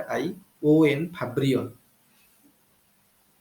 ବୁଝିହେଲା ତେଣୁ ଏଇ ଯୋଉ animal fibre it is composed of protein ଯୋଉ ପ୍ରୋଟିନ୍ଟା ଥାଏ ତାକୁ କ'ଣ କୁହାଯାଏ ନା ଫାବ୍ରିଅନ୍ ପ୍ରୋଟିନ୍ ସେ ଅଠର ନା କ'ଣ ସେରିସିନ୍ ଗମ୍ ସେରିସିନ୍ଟା ହେଉଛି କ'ଣ ସିଲ୍କ ଗମ୍ ନା ସେରିସିନ୍ ବା ସିଲ୍କ ଗମ୍ ଯୋଉଟା ସେରିସିନ୍ ଏଠି କ'ଣ ଏଟା ହେଉଛି ଫାବ୍ରିଅନ୍ ପ୍ରୋଟିନ୍ ଏ ମନେ ରଖିଥିବ ଆମ ଲେଖିବାକୁ ହେଲ୍ପ ହେବ ହେଲା ତେଣୁ ଏଇଟା କ'ଣ ହେବ ନା ଯୋଉ ସେରିସିନ୍ ପ୍ରୋଟିନ୍ଟା ଥାଏ କ'ଣ ନା ଫିଲାମେଣ୍ଟସ୍ ଗୁଡ଼ାକ ଟିକେ ଗମ୍ ଯୋଉ ରହୁଛି ଗମ୍ଟାକୁ ଟୁଗେଦର କରିକି ରଖେ ଜଏଣ୍ଟ କରିକି ବା ଜାବୁଡ଼ିକି ରଖେ ତେଣୁ କିନ୍ତୁ ଏତେ ଗମ୍ କ'ଣ ହେବ କାହିଁକି ଗମ୍କୁ କାଢ଼ି ଦିଆଯାଏ ସେଥିପାଇଁ ତାପରେ ଦେଖିବ ଆମେ ଯୋଉ ଷ୍ଟ୍ରକ୍ଚର ଅଫ୍ ସିଲ୍କ ଫାଇବର ମୁଁ ଯେମିତି କହିଲି ମାଇକ୍ରୋସ୍କୋପରେ ନେଇକି ଦେଖିବା ସିଲ୍କ ଫାଇବର ଗୁଡ଼ାକ ତ ଡବଲ ରଡ୍ ଲାଇକ୍ ଷ୍ଟ୍ରକ୍ଚର ସେଠି ଆମର ରିବନ୍ ଲାଇକ୍ ଷ୍ଟ୍ରକ୍ଚର ଥିଲା କଟନ୍ ଫାଇବରଟା ରିବନ୍ ଲାଇକ୍ ଷ୍ଟ୍ରକ୍ଚର ଥିଲା ତା ଭିତରେ ଗୋଟେ ପ୍ରଥମେ ସେଟା ତ ଗୋଟେ ସିଲିଣ୍ଡ୍ରିକାଲ ଷ୍ଟ୍ରକ୍ଚର ଥିଲା ତା ଭିତରେ ଗୋଟେ ସ୍ୟାପ୍ ଥିଲା ଗୋଟେ ତରଳ ସବଷ୍ଟାନ୍ସ ଥିଲା ଯୋଉଟା କି ଡ୍ରାଇ ହେଲା ପରେ ତ ସ୍ୟାପ୍ଟା ଶୁଖିଯାଏ ଶୁଖିଲା ପରେ ସେଇଟା କ'ଣ ଚେପ୍ଟା ହେଇଯାଏ ରିବନ୍ ଲାଇକ୍ ଷ୍ଟ୍ରକ୍ଚର ହେଇଯାଏ ଆଉ ମୋଡ଼ି ହେଇକି ଥିବ କନଭଲ୍ୟୁସନ ଥିବ କୋଉଠି ସିଲ୍କ କଟନ୍ ଫାଇବରରେ କିନ୍ତୁ ସେଇଭଳିଆ ସିଲ୍କ ଫାଇବର ଆମେ ଦେଖିବା ମାଇକ୍ରୋସ୍କୋପ ତଳେ ଏଠି କ'ଣ ହବ ନା ଡବଲ ରଡ୍ ଲାଇକ୍ ଷ୍ଟ୍ରକ୍ଚର ଯୋଉଟା ଅଠାରେ ବୁଡ଼ିକି ଥାଏ ତ ଅଠା ଗୁଡ଼ାକ ସେରିସିନ୍ ଗମ୍ ଗୁଡ଼ାକ ତ ସେରିସିନ୍କୁ କ'ଣ ଗମ୍ ଗୁଡ଼ାକ ବାହାର କରିଦିଆଯାଏ ବାହାର କଲା ପରେ ଯଦି କ୍ରସ୍ ସେକ୍ସନକୁ ଦେଖିବ ଟ୍ରିଆଙ୍ଗୁଲାର କ୍ରସ୍ ସେକ୍ସନ ଆସିବ ତାକୁ କାଟିକି ଯଦି କ୍ରସ୍ ସେକ୍ସନ ଆମେ ଦେଖିବା ମାଇକ୍ରୋସ୍କୋପରେ ଟ୍ରିଆଙ୍ଗୁଲାର ଷ୍ଟ୍ରକ୍ଚର ସବୁ ଆସେ କ୍ରସ୍ ସେକ୍ସନ ଆସେ ତେଣୁ ଏଇ ଟାଇପ୍ର ଦେଖ ଆମକୁ ସିଲ୍କ ୱାର୍ମର ପ୍ରଥମେ ଜାଣିବାର ଅଛି ଯେ ସିଲ୍କ ୱାର୍ମର ଫାଇବରର ପ୍ରୋସିଜରଟା କ'ଣ ମାନେ ମ୍ୟାନୁଫ୍ୟାକ୍ଚରିଂ ପ୍ରୋସିଜରଟା କ'ଣ ସିଲ୍କ ଫାଇବରର ତ ଆମେ ଜାଣିଗଲେ ସିଲ୍କ ଫାଇବର ମ୍ୟାନୁଫ୍ୟାକ୍ଚରିଂ ପ୍ରୋସେସ କୋଉ ଭଳିଆ କେମିତି କ'ଣ ହେଉଛି ହେଲା ତ ଏଇଟା ପୁରା ପ୍ରୋସେସଟା ତାପରେ ସିଲ୍କ ଫାଇବରର ଆମେ ଦେଖିବା ଯେ ପ୍ରପର୍ଟି କ'ଣ ସବୁ ଅଛି ହେଲା ସିଲ୍କ ଫାଇବର ପ୍ରପର୍ଟି ଦେଖ ପ୍ରଥମ ହେଲା ଆମେ କେମିକାଲ ଫିଜିକାଲ ପ୍ରପର୍ଟି ବିଷୟରେ ଦେଖିବା ପ୍ରଥମ ହେଲା ଷ୍ଟ୍ରେଂଥ ଦେଖ ଆମର ଏଇଟା ହେଉଛି ନ୍ୟାଚୁରାଲ ଫାଇବର ପ୍ରାୟ ନ୍ୟାଚୁରାଲ ଫାଇବର ଏକ ଷ୍ଟ୍ରଙ୍ଗ ଫାଇବର ହେଲା ତେଣୁ ସିଲ୍କ ବି ଗୋଟେ କ'ଣ ଷ୍ଟ୍ରଙ୍ଗ ଫାଇବର ଗୋଟେ ମାନେ ଷ୍ଟ୍ରଙ୍ଗେଷ୍ଟ ଫାଇବର କିନ୍ତୁ ସିଲ୍କ ଫାଇବରର ଯେଉଁ ଷ୍ଟ୍ରେଂଥଟା ତାର ଆମେ ମୁଁ ଯେମିତି କହିଲି ଯେ ଆମେ ଯେତେ ଆମ ଯେଉଁ ମାନୁଫ୍ୟାକ୍ଚରିଂ ପ୍ରୋସେସଟା ମାନେ ପ୍ରଥମେ ସେରିକଲଚରଠୁ ଆରମ୍ଭ କରିକି ରିଲିଂ ତାପରେ ଡିଗମିଂ এই ପ୍ରୋସେସ ଗୁଡ଼ାକ ଯେତେ ଟେକ୍ନିକାଲି ଆମେ ଭଲରେ କରିବା ସେତେ ଫାଇବରଟା ଆମକୁ ଷ୍ଟ୍ରଙ୍ଗ ମିଳିବ ସେତେ ଭଲ ଫାଇବର ଆମକୁ ମିଳିବ ଯଦି ସେଥିରେ ଅନସ୍କିଲ୍ ଲୋକ କାମ କଲେ ଭଲ ଲୋକ କାମ କଲେ ଯେମିତି ମନେକର ସ୍ପୁନ୍ ଫାଇବର କହିଲେ ସ୍ପୁନ୍ ସିଲ୍କଟା ମନେକର ଯୋଉ ଫାଇବରଟା ଛିଣ୍ଡି ଯାଉଛି ସେଥିରୁ ବନା ହେଉଛି ସ୍ପୁନ୍ ସିଲ୍କ ମାନେ କଟନ୍ ଭଳିଆ କରିବ କଟନ୍ ଫାଇବର ମ୍ୟାନୁଫ୍ୟାକ୍ଚରିଂ ପ୍ରୋସେସ ଭଳିଆ ବନାଉଛନ୍ତି ଆଉ କଟନ୍ ସିଲ୍କଟା ଯୋଉ ସ୍ପୁନ୍ ସିଲ୍କଟା କ'ଣ ଯୋଉ ମେନ୍ ସିଲ୍କ ଯୋଉଟା ଅରିଜିନାଲ ସିଲ୍କ ଯୋଉଟା ତା ଭଳିଆ ହବ କି କିନ୍ତୁ ତା ଦାମଟା କମ୍ ସେଥିପାଇଁ ବୁଝୁଛ ନା ନାହିଁ ତେଣୁ କହିବା କଥା ହେଲା ଯେ ଆମେ ଯେତେ କେୟାରଫୁଲି ଜିନିଷକୁ ଏକ୍ଜିକ୍ୟୁଟ୍ କରିବା ଆମ ମାନୁଫ୍ୟାକ୍ଚରିଂ ପ୍ରୋସେସ ଯେତେ ବଢ଼ିଆ ହେବ ସେତେ ବଢ଼ିଆ ଷ୍ଟ୍ରେଂଥର ସିଲ୍କ ଫାଇବର ବାହାରିବ ହେଲା ତେଣୁ ଡିପେଣ୍ଡ କରୁଛି ତାର ଫିନିଶ ଉପରେ ଫିନିଶ ମାନେ ଆମେ ଯେତେବେଳେ ବି ଆମର ମନେକର ଫାବ୍ରିକ କନଷ୍ଟ୍ରକ୍ସନ ହେଇଗଲା ତାପରେ ଆମେ ଫିନିସିଂ ପ୍ରୋସେସ ଆସିବ ଫିନିସିଂ ପ୍ରୋସେସରେ ବି ଷ୍ଟ୍ରେଂଥ ବଢ଼ିପାରେ କମିପାରେ ଆମେ କୋଉ ଭଳିଆ ଫିନିସିଂ ପ୍ରୋସେସ କରୁଛନ୍ତି ଫିନିସିଂ ପ୍ରୋସେସ କହନ୍ତି ଜିନିଷର ଗ୍ଲେଜ୍ ଆଣିବା ପାଇଁ ଗୁଡ଼ାଏ ପ୍ରପର୍ଟିଜ୍ ଇମ୍ପ୍ରୁଭମେଣ୍ଟ କରିବା ପାଇଁ ଗୁଡ଼ା ପ୍ରପର୍ଟି ଇମ୍ପ୍ରୁଭମେଣ୍ଟ ହେଉ କିଛି ଜିନିଷରେ ବି ଡିସଇମ୍ପ୍ରୁଭମେଣ୍ଟ ହେଇଯାଇପାରେ।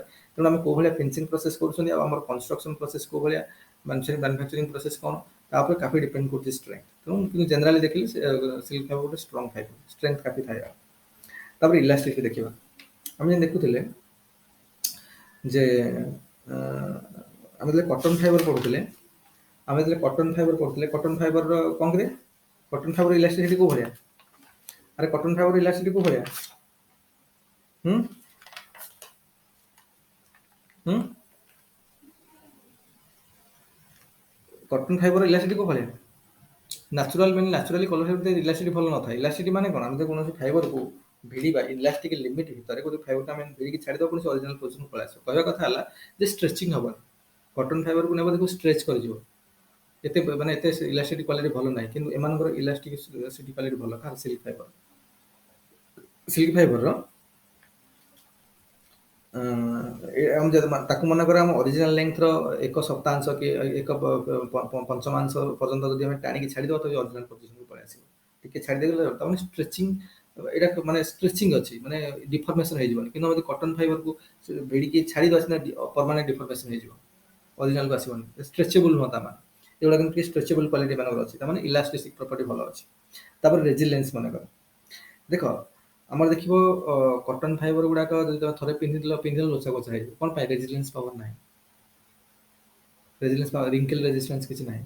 କିନ୍ତୁ ଏମାନଙ୍କର ଫାଇବର ହାଇ ରେଜିଲେନ୍ସ, ଆମେ ସିଲ୍କ ଫାଇବର ଯଦି କୌଣସି ପୋଷାକ ସିଲ୍କ ଫାଇବର ପିନ୍ଧିଛନ୍ତି ତ କିଛି ମାନେ ଲୋଚା କୋଚା ହବନି ସହଜରେ, ବୁଝିଲ ନା ନାହିଁ। ତେଣୁ ଏଟା ହାଇ ରେଜିଲେନ୍ସ ମାନଙ୍କର ଅଛି।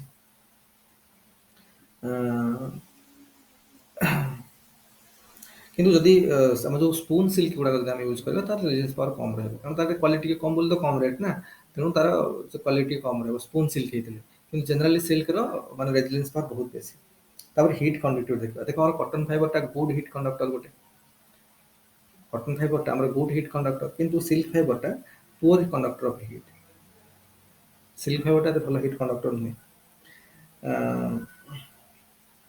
ମାନେ ପୁଅର ହିଟ୍ କଣ୍ଡକ୍ଟର ନୁହଁ ମାନେ କ'ଣ, ସେ ହିଟ୍ କଣ୍ଡକ୍ସନ ହଉନି ତା ମାନେ। ଯଦି ଆମେ ସିଲ୍କ ଫାଇବର ଦେଖିବ, ଆମର ଯଦି ମେନଲି ଶୀତ ଦିନେ ସିଲ୍କ ଫାଇବର ଲୋକମାନେ ପିନ୍ଧିବାକୁ ପସନ୍ଦ କରନ୍ତି ସିଲ୍କ ଡ୍ରେସ୍ ଗୁଡ଼ାକ। କ'ଣ ପାଇଁ କି ନା, ଆମର ଭିତର ଯେଉଁ ହିଟ୍ଟା, ବଡି ହିଟ୍ଟା ଭିତରେ ଥିବ, ବାହାର ହିଟ୍ଟା ବାହାରେ ଥିବ।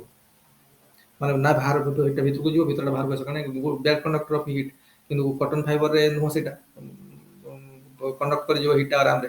ତେଣୁ ସେଇଟା ଖରାଦିନେ ସୁବିଧା ହୁଏ। କିନ୍ତୁ ଗ୍ରୀଷ୍ମ ପ୍ରଧାନ ଦେଶ ଗୁଡ଼ାକରେ କ'ଣ, ବା ଟ୍ରପିକାଲ କଣ୍ଟ୍ରିଜ ଗୁଡ଼ାକରେ ଯୋଉଠି ଗ୍ରୀଷ୍ମ ଦିନ ବେଶୀ, ସେଠି ମାନେ କଟନ ଫାଇବର କାଫି ୟୁଜ୍ ହୁଏ। ଯେମିତି ଇଣ୍ଡିଆ ହେଲା, ଶ୍ରୀଲଙ୍କା ହେଲା, ଆମର ଏପଟେ ଯେତିକି ମାନେ ଇକ୍ୱେଟର ପାଖାପାଖି ଦେଶ ଗୁଡ଼ାକ ଯେତେ ସବୁ ଅଛନ୍ତି, ସବୁଠି ପ୍ରାୟ ଜିନିଷ ୟୁଜ୍ ହୁଏ କ'ଣ, କଟନ ଫାଇବର ୟୁଜ୍ ଭଲ, ବିକଜ ଅଫ୍ ଟ୍ରପିକାଲ କ୍ଲାଇମେଟ୍।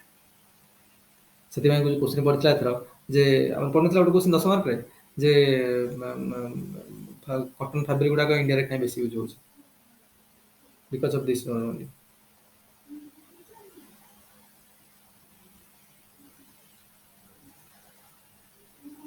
ବୁଝିହେଉଛି। ତେଣୁ କିନ୍ତୁ ଆମର କଟନ ଫାଇବର ଗୁଡ଼ାକ ଯେମିତି ଆମେ ଗ୍ରୀଷ୍ମ ଦେଶରେ ବା ସମର ସିଜନରେ ପିନ୍ଧିଲେ ବେଟର, ତ ଏଇଭଳିଆ ସିଲ୍କ ଫାଇବର ଗୁଡ଼ାକ, ସିଲ୍କଟା କ'ଣ, ରେଶମ ତନ୍ତୁ।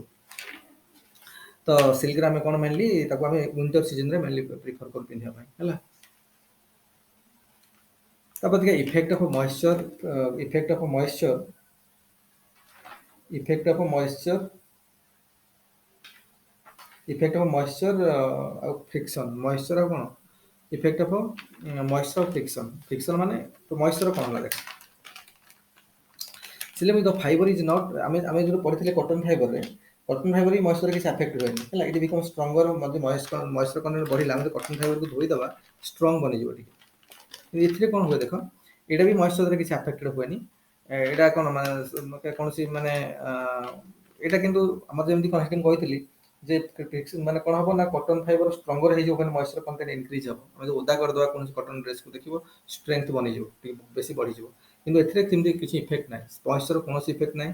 ନା ଏଥିରେ ଏଟା ଶ୍ରିଙ୍କ୍ କରିବ, ନା ଏଠି ଶ୍ରିଙ୍କ୍ କରିବ, ନା ତା ଷ୍ଟ୍ରେଂଥ ବଢ଼ିବ, ସେମିତି କିଛି ନୁହେଁ, କିଛି ହୁଏନି, ହେଲା। ତାପରେ ସେଠି ଯେମିତି ମୁଁ କହୁଥିଲି କଟନ ଫାଇବର ଡାର୍କ ପାର୍ଟିକଲ୍ସକୁ, ଡଷ୍ଟକୁ ଆଟ୍ରାକ୍ଟ କରି ନେଇଯାଉ। ତେଣୁ କୌଣସି କଟନର ପୋଷାକ ପିନ୍ଧିଲା ମାନେ ସାଙ୍ଗେ ମଇଳା ହେଇଯାଏ, କଟନ ଗୁଡ଼ାକ ସାଙ୍ଗେ ସାଙ୍ଗେ ମଇଳା ହେଇଯାଏ। କିନ୍ତୁ ଏଠି ସେଭଳିଆ ନୁହେଁ, ଏଠି କାହିଁକି ନୁହେଁ? କାରଣ ଏଠି ଯୋଉ କଟନ, କାରଣ ଏଠି ମୁଁ କାହିଁକି କେମିତି କହିଥିଲି ନା, ଏଠିର ଦେଖିବ କଟନ ଫାଇବରର ଯୋଉ ମାଇକ୍ରୋସ୍କୋପିକ ଷ୍ଟ୍ରକ୍ଚରରେ ତାର ସବୁ କ'ଣ ଇରେଗୁଲାର ଏଡଜେସ୍ ଥାଏ ସବୁ ଫାଇବର, ତାକୁ ମାଇକ୍ରୋସ୍କୋପରେ ନେଇ ଦେଖିବା ସେଟା କ'ଣ twisted structure, dry ribbon like structure, twisted structure with irregular edges. ଏଥିରେ ତ ପୁରା ପ୍ଲେନ୍ ଲସ୍ଟରସ୍ ଇଏଟା ଏମିତି ନଥାଏ, ଇଏର ସିଲିଣ୍ଡର ମାନେ ରଡ୍ ସେପ୍ର, ତ ଇରେଗୁଲାରିଟି କିଛି ନଥାଏ। ତ ମେନଲି ଜିନିଷଟା କ'ଣ ନା, ଏଇଟା ଯୋଉ ସ୍ମୁଥ୍ ଫାଇବରଟା ଏଇଟା ଗୋଟେ, ଆର କୌଣସି କ'ଣ generally does not attract soil or dark particles. ସେଥିପାଇଁ ଦେଖିବୁ ଆମେ ଯେତେବେଳେ ସିଲ୍କ ଫାଇବର ରିଲେଟେଡ୍ କୌଣସି ଡ୍ରେସ୍ ପିନ୍ଧୁଛନ୍ତି ସହଜରେ ମଇଳା ହୁଏନି, କିନ୍ତୁ କଟନ ଡ୍ରେସ୍ ପିନ୍ଧିକି ସାଙ୍ଗେ ଥରେ ପିନ୍ଧିଲେ ମଇଳା ସଫା କରା ସାଙ୍ଗେ ସାଙ୍ଗେ ହେଲା। ଯଦି ବା ତଥାପି କଟନ ଫାଇବର ଯଦି ବି କିଛି ଡ୍ରାଏ ପାର୍ଟିକଲ ଆସୁଛି ବା ମଇଳା ହେଇଯାଉଛି, ଏଇ ଜିନିଷ ବି ସଫା କରିବାକୁ କିଛି ପ୍ରୋବ୍ଲେମ୍ ନାହିଁ। କିନ୍ତୁ କଥା ହେଲା ଯେ ଆମେ ଯେତେବେଳେ ଲଣ୍ଡ୍ରି କରିବା, ଇଏ କ'ଣ କି ଫାଇବର ଫ୍ରିକ୍ସନ୍ ମେ ସ୍ପଏଲ୍ ଦ ଫାଇବର। ସେଠି ଯେମିତି ଆମେ କଟନ ଫାଇବରରେ ଫ୍ରିକ୍ସନର କୌଣସି ହାର୍ମଫୁଲ୍ ଇଫେକ୍ଟ ନାହିଁ। ତେଣୁ ଆମେ କଟନ ଡ୍ରେସ୍କୁ ଯେତେ କାଚାକୁଚି କରିକି ଧୋଇକି ମାନେ ସାବୁନ ଫାବୁନ ଲଗେଇକି କାଚିଲେ ବି କିଛି ପ୍ରୋବ୍ଲେମ୍ ନାହିଁ କଟନ ଡ୍ରେସ୍ ଗୁଡ଼ାକ। କିନ୍ତୁ ସିଲ୍କ ଡ୍ରେସ୍ ଗୁଡ଼ାକ କାଚିଲେ ପ୍ରୋବ୍ଲେମ୍, ସେଥିପାଇଁ ଡ୍ରାଇ ୱାସିଂ ହୁଏ ପ୍ରାୟ। ସିଲ୍କ ଫାଇବର ପ୍ରାୟ ଡ୍ରାଇ ୱାଶ୍ କରାହେଉଥିବ, କାରଣ ତାକୁ କାଚିକୁଚି କରିକି ଧୋଇଲା ମାନେ ପ୍ରୋବ୍ଲେମ୍ କ'ଣ ହେବ ନା, ଏଇଟା ଯେହେତୁ ମାନେ କ'ଣ ଫ୍ରିକ୍ସନ୍, ଫ୍ରିକ୍ସନ୍ ମାନେ ଘର୍ଷଣ, ଆଜି କାଚିବା ଧୋଇବା ଘଷିବା ତ ଗୋଟେ ଘର୍ଷଣ ଅଛି ନା, ତେଣୁ ଫ୍ରିକ୍ସନକୁ ଯଦି ଫ୍ରିକ୍ସନ୍ କ'ଣ କଟନ ଫାଇବର କିଛି ପ୍ରୋବ୍ଲେମ୍ କରିପାରିବନି, କିନ୍ତୁ ସିଲ୍କ ଫାଇବର କେସ୍ରେ କ'ଣ ହେବ ନା, ନଷ୍ଟ କରିଦେବ ଫାଇବର। ସେଥିପାଇଁ ମେନଲି କ'ଣ ଏଟାକୁ ଡ୍ରାଇ ୱାଶ୍ କରାଯାଏ, କି ଧୋଇଲା ବେଳେ ଏତେ ଫ୍ରିକ୍ସନ୍ ନୁହଁ, ସାଙ୍ଗେ ସାଙ୍ଗେ ଧୋଇକି ବି ଜଷ୍ଟ ଚିପୁଡ଼ିକି ତାକୁ ନେଇକି ସେମିତି ଧୋଇକି ନେଇକି ଶୁଖେଇ ଦେବାର ଅଛି। ଆଉ ତାକୁ ଚିପୁଡ଼ା ଚିପୁଡ଼ି କରିକି ଘଷା ଘଷି କରିକି ଧୁଆଧୁଇ କଲା ମାନେ ସେ ପ୍ରୋବ୍ଲେମ୍ ହେବ, କ'ଣ ହେବ କଟନ ଫାଇବର ନଷ୍ଟ ହେଇଯିବ, ସିଲ୍କ ଫାଇବର ନଷ୍ଟ ହେଇଯିବ। ତେଣୁ friction may spoil the smooth or soft texture of the fibre, so friction must be avoided while washing the fibre ହେଲା ଫାବ୍ରିକ୍। ତାପରେ ହାଇଗ୍ରୋସ୍କୋପିକ୍ ମଏଶ୍ଚର କ'ଣ ଦେଖ ଇଫେକ୍ଟ କ'ଣ?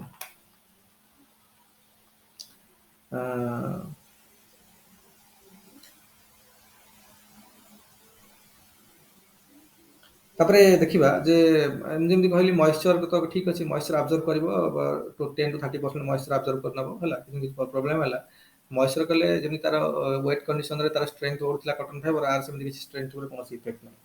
ଆଫିନିଟି ଟୁ ଡାଇଜ୍ ହେଲା, ଆଫିନିଟି ଟୁ ଡାଇଜ୍ ଦେଖ କଟନ ଫାଇବରଟା ଆମେ ସିଲ୍କ ଫାଇବର କଟନ ଫାଇବର କଥା ଆମେ ପଢ଼ୁଥିଲେ, କଟନ ଫାଇବରଟା ହେଉଛି ଗୋଟେ ନ୍ୟାଚୁରାଲ ଫାଇବର, ପ୍ଲାଣ୍ଟ ଫାଇବର ହେଲା, ସେଲୁଲୋଜିକ୍ ଫାଇବର। ତ ସେଠି କ'ଣ ନା ତାଙ୍କର ଯୋଉ ଆଫିନିଟି ଫର ଡାଇ, ମାନେ ନ୍ୟାଚୁରାଲ ଆଫିନିଟି ସେମାନଙ୍କର କ'ଣ ନ୍ୟାଚୁରାଲ ଆଫିନିଟିଟା ଲେସ୍ ଆଫିନିଟି, ଲେସ୍ ଡାଇ ପାଇଁ, ଡାଇ ମାନେ କ'ଣ କଲର କରିବା, କଲରକୁ ତାଙ୍କର ଲେସ୍ ଆଫିନିଟି ଥାଏ ଜେନେରାଲି, କିନ୍ତୁ ତାକୁ ବିଭିନ୍ନ ଫିନିସିଂ ପ୍ରୋସେସ୍ ୟୁଜ୍ କରିକି ତାଙ୍କର ପ୍ରପର୍ଟିରେ ଇମ୍ପ୍ରୁଭମେଣ୍ଟ କରାଯାଏ, ତାକି ଅଲଗା କଥା। କିନ୍ତୁ ନ୍ୟାଚୁରାଲି ଫାଇବର ଗୁଡ଼ାକ, କଟନ ଫାଇବର ଗୁଡ଼ାକ ଡାଇ ଭଲ ରେସ୍ପନ୍ସ ଦିଅନ୍ତି ହେଲା। କିନ୍ତୁ ସାଇଡ୍ ବାଇ ସାଇଡ୍ ଆମେ ଯଦି ସିଲ୍କ ଫାଇବରକୁ ପଳେଇ ଆସିବା, ସେଇଟା କ'ଣ କଟନଟା ଗୋଟେ ସେଲୁଲୋଜିକ୍ ଫାଇବର, କିନ୍ତୁ ସିଲ୍କଟା ହେଉଛି ଗୋଟେ ପ୍ରୋଟିନ୍ ଫାଇବର। ତ ସିଲ୍କଟା ଯେହେତୁ ଗୋଟେ କୋଉ ପ୍ରକାର ପ୍ରୋଟିନ୍ ଅଛି ଏଥିରେ, ସିଲ୍କରେ ପ୍ରୋଟିନ୍ ନା କ'ଣ ସିଲ୍କରେ ଯୋଉ ଅଛି? ହୁଁ ସିଲ୍କରେ କୋଉ ପ୍ରୋଟିନ୍ କିରେ? କି ପ୍ରୋଟିନ୍? ହଁ କି ପ୍ରୋଟିନ୍?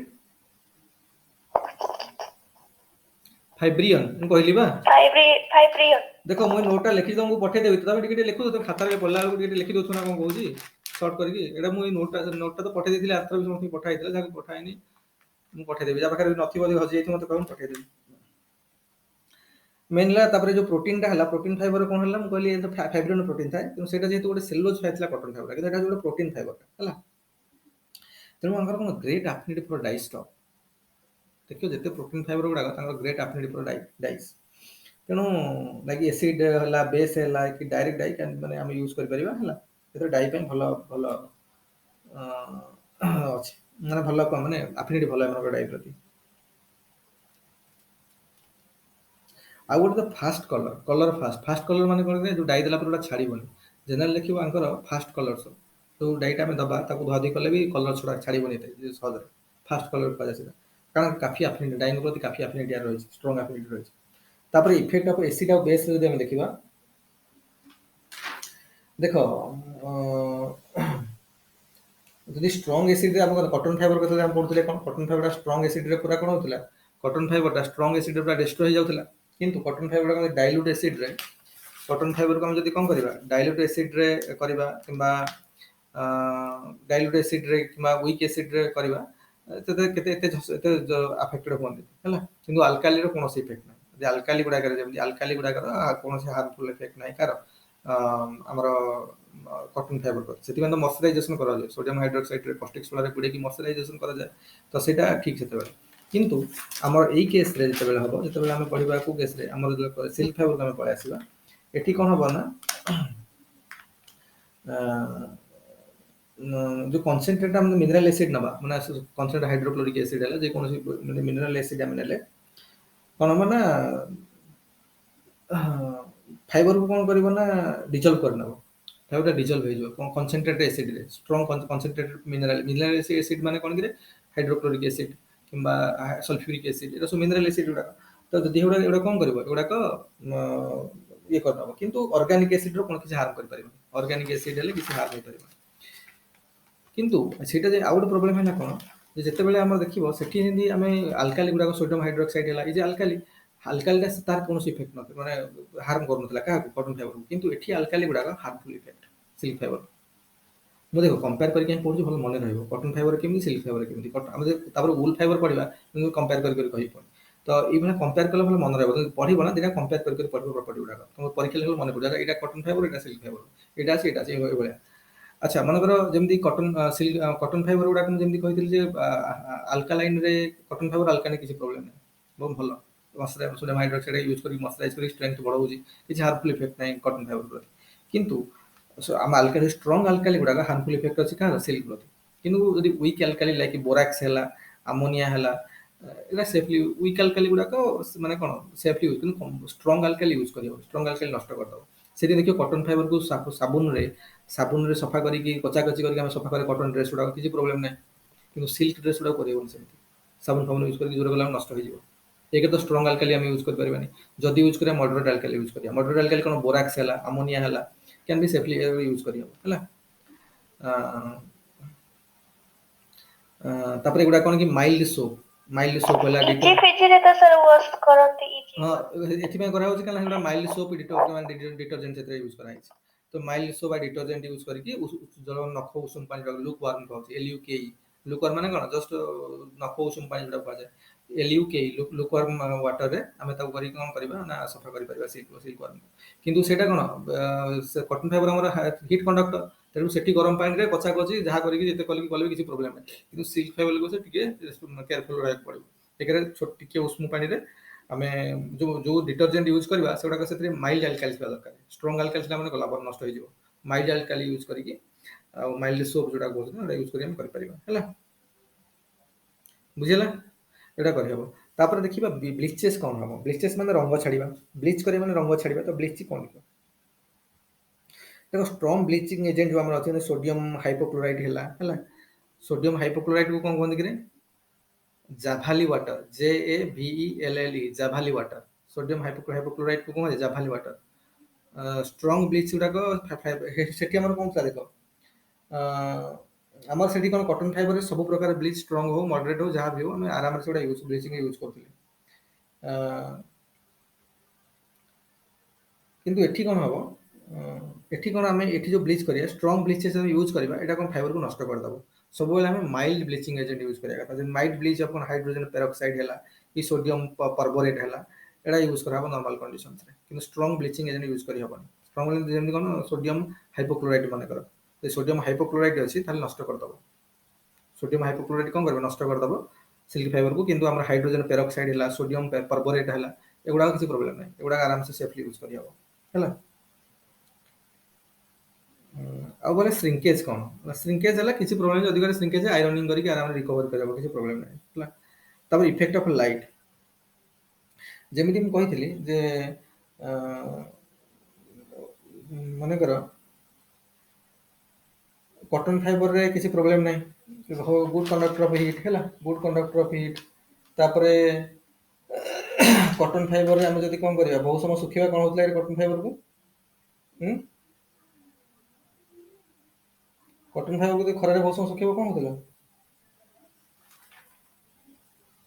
कॉटन फाइबर ऑक्सीडाइज कर जिवो हैला एंड येलो कलर थारी जिवो सनलाइट रे किबा सनलाइट रे लॉन्गर पीरियड पे कॉटन फाइबर रो कॉटन कपड़ा गुडा कॉटन फाइबर कपड़ा को सुखिबा गोटे येलो कलर हो जिवो देखिबो हैला किंतु जदि आमे कोन करबा ना एठी हमरो कोन हबो जे कंटीन्यूअस एक्सपोजर करबा कोन लाइट को ସିଲ୍କ ଫାଇବର ଗୁଡ଼ା କ'ଣ ହେବ ୱିକ୍ ହେଇଯିବ, ମାନେ ସିଲ୍କ ଫାଇବର କ'ଣ ହେବ ୱିକ୍ ହେବ, ମାନେ ଦୁର୍ବଳ ହେଇଯିବ, ଇଭେନ୍ କି ଫାଷ୍ଟର ଦାନ୍ କଟନ୍ ଠୁ ବି ଆହୁରି ଫାଷ୍ଟର ୱିକ୍ ହେବ ସିଲ୍କ ଫାଇବର। କଟନ୍ ତ ଯାହା ୱିକ୍ ହେଇଯାଉଥିଲା ନଷ୍ଟ, ଏଇ ତାର ଆହୁରି ଦ୍ରୁତ ଗତିରେ ୱିକ୍ ହେବ ଷ୍ଟାର୍ଟ। ତା ମାନେ ସନଲାଇଟ୍ ଭଲ ନୁହେଁ, ବେଶୀ ସନଲାଇଟ୍ ଭଲ ନୁହେଁ। କାହା ପାଇଁ? ତା ପାଇଁ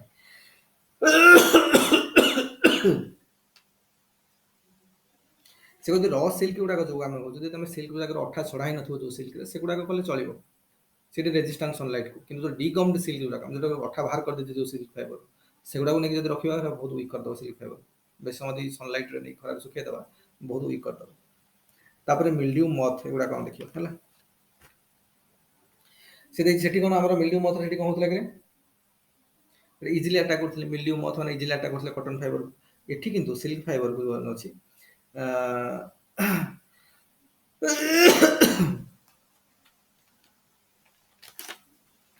ଯଦି ଆମେ ତ କ'ଣ କରିବା ନା, ଆକୁ ଯଦି ଆମେ ଡ୍ୟାମ୍ପ କଣ୍ଡିସନରେ ରଖିବା, ମାନେ ଡ୍ୟାମ୍ପ କଣ୍ଡିସନ ୱେଟ୍ କଣ୍ଡିସନ୍ସରେ ଆଦ୍ର କରିକି ରଖିବା, ମାନେ ଡ୍ୟାମ୍ପନେସ୍ରେ ରଖିବା, ତାହେଲେ କ'ଣ ହେବ, ଏଗୁଡ଼ାକ ଜେନେରାଲି ନଟ୍ ଆଫେକ୍ଟେଡ୍, ତାକୁ ରଖିଲେ ବି ଏତେ ସହଜରେ ଆଫେକ୍ଟ ହେବନି, ଯେମିତି କଟନ୍ ଫାଇବର ନଷ୍ଟ କରିଦେଉଥିଲେ, ଏଗୁଡ଼ା ଏମିତି ଏତେ ହେବନି। କିନ୍ତୁ ମଥ୍ ଦ୍ୱାରା କ'ଣ, ଏଗୁଡ଼ାକ ମେନଲି ମିଲ୍ଡିଉ ଦ୍ୱାରା ହୁଏନି, କିନ୍ତୁ ମଥ୍ ଦ୍ୱାରା ଆଟାକ୍ କଲେ ମଥ୍ ଆଟାକ୍ କଲେ ନଷ୍ଟ ହେଇଯିବ ହେଲା।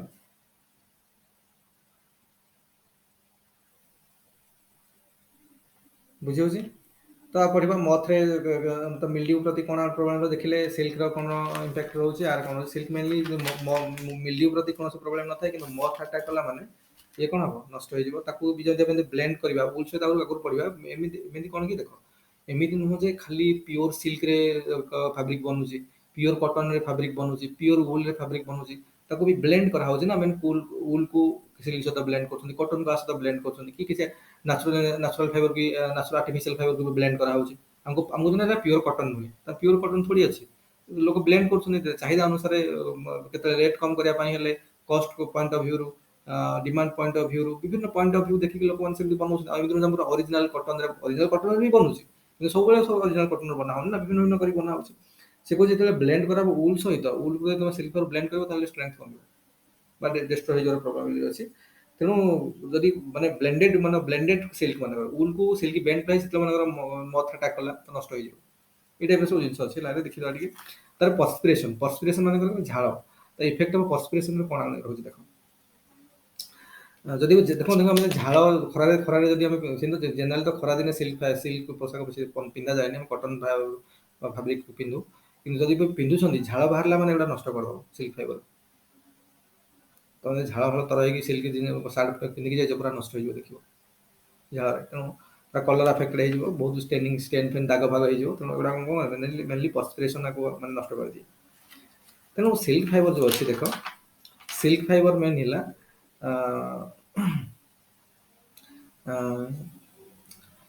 এটা হচ্ছে କ'ଣ ନା,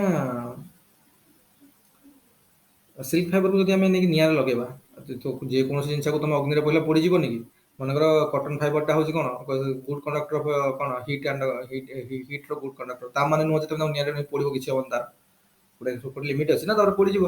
କିନ୍ତୁ ଏଇଟା ତ ବ୍ୟାଡ୍ କଣ୍ଡକ୍ଟର, ସିଲ୍କ ଫାଇବର ତ ବ୍ୟାଡ୍ କଣ୍ଡକ୍ଟର ଅଫ୍ ହିଟ୍। ତେଣୁ ଆକୁ ଯଦି ବର୍ନ କରିବ କ'ଣ, ଇଏ ପୁରା ପୋଡ଼ିବ, ଗୋଟେ କ'ଣ ବର୍ନ ହେଇଯିବ, ଷ୍ଟାର୍ଟ ହେଇଯିବ ସାଙ୍ଗେ ସାଙ୍ଗେ। ଏଇଟା କ'ଣ ସେଲ୍ଫ ଏକ୍ସଟିଂଗୁଇଶିଂ। ତେଣୁ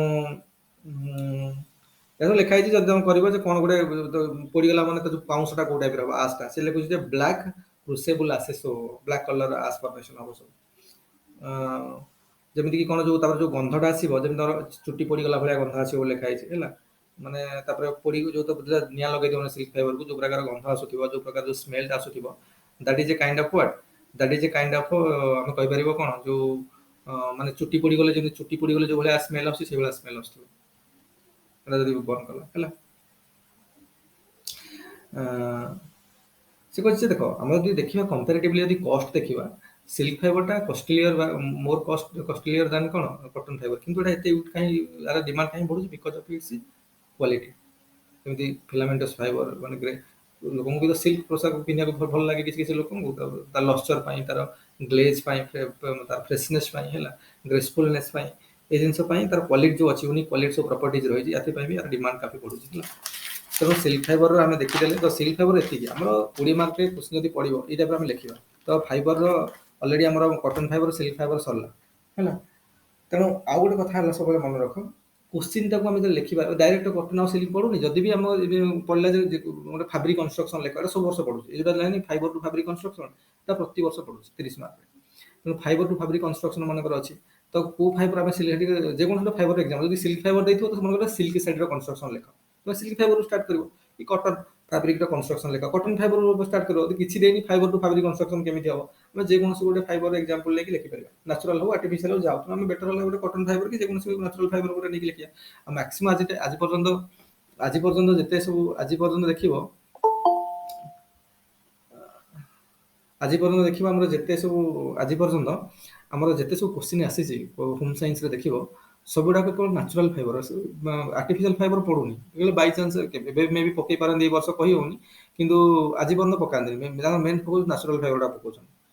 ମେନଲି କ'ଣ ହେଉଛି କି ଦେଖ ଏଇ ଯେଉଁ ହୋମ୍ ସାଇନ୍ସ ସବଜେକ୍ଟଟା ଏଇ ଯେଉଁ ଟେକ୍ସଟାଇଲ୍ ପୋର୍ସନ୍ ଦୁଇଟା ଚାପ୍ଟର ଆମର ଟେକ୍ସଟାଇଲ୍ରେ ଅଛି ଏଗୁଡ଼ାକ ଥୋଡ଼ି ମାନେ ହୋମ୍ ସାଇନ୍ସ ପିଲାଙ୍କର ପାଇଁ ଏଗୁଡ଼ା ଦରକାର ଏଇଟା ମେନଲି ଟେକ୍ସଟାଇଲ୍ ଇଞ୍ଜିନିୟରିଂ ପିଲାମାନେ ପଢ଼ନ୍ତି ଆଉ ଯେଉଁ ହୋମ୍ ସାଇନ୍ସରେ ପଢ଼ୁଛନ୍ତି ସେ ଥୋଡ଼ି ଇଞ୍ଜିନିୟରିଂ ଏତେ ଜିନିଷ ସବୁ ତା ଭିତରେ ଯାଉଛନ୍ତି ସେମାନେ ପଢ଼ିବା ପାଇଁ ତେଣୁ ସେ ପୁଣି ଆର୍ଟିଫିସିଆଲ୍ ଫାଇବର ଗୁଡ଼ାଏ ଜିନିଷ ଆହୁରି ପଳେଇ ଆସିବ ମାନୁଫ୍ୟାକ୍ଚରିଂ ପ୍ରୋସେସ୍ ଇଏ ଦୁନିଆ ସବୁ ପଳେଇ ଆସିବ ତେଣୁ ସେଗୁଡ଼ାକ ତା ଭିତରେ ପଚାରୁନାହାନ୍ତି ଯାହା ବି ପଚାରୁଛନ୍ତି ନ୍ୟାଚୁରାଲ୍ ଫାଇବର ବିଷୟରେ ବେଶୀ ଟାଇମ୍ କଟନ୍ ପଚାରୁଛନ୍ତି ବେଳେବେଳେ ସିଲ୍କ ପଚାରୁଛନ୍ତି ଉଲ୍ ବହୁତ ରେୟାର କେସ୍ରେ ପଚାରୁଛନ୍ତି ଆଉ ଆନିମଲ୍ ଫାଇବର କାଁ ଭାଁ କେତେବେଳେ ସେଲ୍ ଡମ୍ ଯଦି ଲଗେଇବା ଠିକ୍ ହେବ କେତେବେଳେ କ'ଣ କେତେବେଳେ କାଁ ଭାଁ ଗୋଟେ ପଚାରିଲେ ଏଇଭଳିଆ ଯାହା ଅଛି କିନ୍ତୁ ବର୍ତ୍ତମାନ ସମୟରେ ତ ଯେହେତୁ ଷ୍ଟ୍ରକ୍ଚର ଚେଞ୍ଜ କରୁଛନ୍ତି ମେ ବି ପକେଇ ପାରୁନି ତେଣୁ ଏଗୁଡ଼ାକ ଆମେ ଭଲରେ ପଢ଼ିବା ସେଗୁଡ଼ା ବି ଟିକେ ଟିକେ ଦେଖିଥିବା ହେଲା। ତେଣୁ କଟନ୍ ସରିଲା ସିଲ୍କ ସରିଲା କୋଶ୍ଚିନ୍ ଡିସ୍କସନ୍ ହେବ ଆମର ଯେଉଁ ଡିସ୍କସନ୍ ହେବ ଦେଖିବ ଦେଖ ମୁଁ ଯେଉଁ ସଣ୍ଡେ ଯେଉଁ ଟେଷ୍ଟ କୋଶ୍ଚିନ୍ ତୁମକୁ ଦେବି ସେଥିରେ ମୁଁ ଦେବି କଟନ୍ ଫାଇବର ଦେବି ସିଲ୍କ ଫାଇବର ଆଉ ଉଲ୍ ଫାଇବର ଉଲ୍ଟା ପଢ଼ାଇ ନେଇଥାନ୍ତି ନିଜେ ପଢ଼ିଦେବ ଟିକେ ହେଲା ଯଦି ଦେଖ ଆଉ ଆମର ଆପରେ କେବେ କ୍ଲାସ୍ ଅଛି କି ଆଜି କିବାର ହେଇଗଲା ଆରେ ଆଜି କିବାର ହେଲା ଆଜି ବୋଧେ ଗୁରୁବାର ଶୁକ୍ର ଶନିବାର ଗୋଟେ କ୍ଲାସ୍ ଅଛି ତ ଅଛି କିନ୍ତୁ ତମେ କ'ଣ କରିବ ନା ତିନିଟାଙ୍କ ଫାଇବର ପଢ଼ି ଦେଇଥିବ ଏଇ ତ ଦିନାଙ୍କ ପଢ଼ିଦେଲା ଆମ କ୍ଲାସ୍ ସରିଗଲା ମୁଁ ନୋଟ୍ ପଠେଇଦେବି ଆଉ ଉଲ୍ ଫାଇବର ବି ପଠେଇଦେବି ସାଙ୍ଗେ ସାଙ୍ଗେ ଉଲ୍ ଫାଇବର ବି ପଠେଇଦେବି ନୋଟ୍ସଟା ହେଲା। ତେଣୁ କ'ଣ କରିବ ନା ତମେ ତିନିଟାଙ୍କ ଯେଉଁ ନ୍ୟାଚୁରାଲ୍ ଫାଇବର ପଢ଼ିଥିବ ଆଉ ଯେଉଁ କୋଶ୍ଚିନ୍ ପଚାରିବି ଫାଇବର ଉପରେ ପଢ଼ିବି ତ ଏଗୁଡ଼ାକୁ ପଢ଼ିକି ଲେଖିବ ଲେଖିବ ଆଉ ଲେଖିଲା ବେଳେ ଆଉ ଯେଉଁ ଆନ୍ସର ତମକୁ ଲେଖିବାକୁ ପଡ଼ୁଛି ଗୋଟେ ୱିକ୍ ସମୟ ମିଳୁଛି ଏମିତି ନୁହେଁ ଖାଲି ସେଇଦିନ ତତ୍ପର ହେଇକି ଲେଖିବାର ଅଛି ମାନେ ସଣ୍ଡେ ଦିନ ତମକୁ କୋଶ୍ଚିନ୍ ମିଳିଯିବ ଖାଲି ଏମସିକ୍ୟୁ ଯେଉଁ ପ୍ରିଲିମ୍ କୋଶ୍ଚିନ୍ଟାର ଆନ୍ସର ସେଇଦିନ ଦେବାର ଅଛି ଆଉ ବାକି ଯେଉଁ ଲଙ୍ଗ କୋଶ୍ଚିନ୍ ଗୁଡ଼ାକ ଯେଉଁ ମେନ୍ ଅପସନାଲ୍ କୋଶ୍ଚିନ୍ ଗୁଡ଼ାକ ଗୋଟେ ୱିକ୍ ମିଳିବ ଲେଖିବା ପାଇଁ ହେଲା ଗୋଟେ ୱିକ୍ ଭିତରେ ଯେତେବେଳେ ଲେଖିକି ହେଲେ ପଠାଇବ। ତେଣୁ ଆଗ ପ୍ରଥମେ ନୋଟ୍ସଟା ଭଲ ଭାବରେ ପଢ଼ିବ ଆନ୍ସର ଲେଖିବ ଆନ୍ସର ଲେଖିଲା ବେଳେ ନୋଟ୍ ଦେଖିକି କପି କରିବାର ନାହିଁ ମନରୁ ଲେଖିବ ଆଉ ଯଦି ତମ ମନରୁ କିଛି ତମ ଅଲଗା କିଛି ନୂଆ ଜିନିଷ ଜାଣିଛ ଆଡ୍ ଅନ୍ କରିପାରିଲେ ବି ବେଟର ହେଲା। ଆମେ ଯେତିକି ଡିସ୍କସନ୍ କରୁଛନ୍ତି ବାକି ଆଡ୍ ଅନ୍ କରିପାରିଲେ ବେଟର କମିଂ କ୍ଲାସ୍ରେ ଆମେ କାଫି ଏ ଜିନିଷର ଭିଡ଼ିଓ ଦେଖିବା ସବୁ ଏବେ ବହୁତ ଟାଇମ୍ ଅଛି ଆମେ ଆରାମରେ ପଢ଼ିଯିବା କିଛି ଟେନସନ୍ ନାହିଁ ହେଲା। ତେଣୁ ଭିଡ଼ିଓ ଆନିମେସନ୍ ଭିଡ଼ିଓଟା ଦେଖିବା ଯେ କେମିତି ଡିଗମିଂ କେମିତି ହେଉଛି ରିଲିଂ କେମିତି ହେଉଛି ସେରିକଲଚର ପ୍ରୋସିଜର କେମିତି ଆଠ ଭଳିଆ ସେପ୍ କେମିତି ହେଇକି ଅଛି କୋକନଟା କୋଉ ଭଳିଆ ହେଇକି ରହୁଛି କୋକନରୁ ରିଲିଂ କୋଉ ଭଳିଆ ପାଉଛି କାରଣ ଆମେ ସିନ୍ ଯେତେବେଳେ ଦେଖିବା ଭିଜୁଆଲାଇଜେସନ୍ ହେବ ମାଇଣ୍ଡରେ ଛାପି ହେଇଯିବ ଆମର ବୁଝୁଛନ୍ତି ସେଗୁଡ଼ା ମୁଁ ସବୁ ଭିଡ଼ିଓ କାଢ଼ିକି ରଖିଥିବି ଦେଖିବ ହେଲା। ତାପରେ ଯଦି ଟାଇମ୍ ହେବ ଉଲ୍ ଫାଇବର ଡିସ୍କସନ୍ କରିବା କମିଂ କ୍ଲାସ୍ରେ ଏବେ ତମର ତିନିଟାଙ୍କ ଫାଇବର ନ୍ୟାଚୁରାଲ୍ ଫାଇବର ଯେଉଁ ତିନିଟାଙ୍କ ଅଛି ସେ ତିନିଟାଙ୍କ ପଢ଼ିଥିବ ସେ ସଣ୍ଡେ ଟେଷ୍ଟରେ ପଢ଼ିବ ତିନିଟାଙ୍କ କୋଶ୍ଚିନ୍ ହେଲା ବୁଝିପାରିଲା। ଆଚ୍ଛା ମୁଁ ଆଉ ଗୋଟେ କଥା କରୁଛି ତମ ପାଖରେ କୋଉ ଫାଇବରଟା ପଠେଇବି ଆଜି ସମସ୍ତଙ୍କୁ ତ ପଠାଯାଇଛି ବୋଧେ କଟନ୍ ଫାଇବର ପଠାଯାଇଛି ସିଲ୍କ ଫାଇବରକୁ ଉଲ୍ ଫାଇବର ପଠାହବ ନା ରୁହ ଗୋଟେ ମିନିଟ୍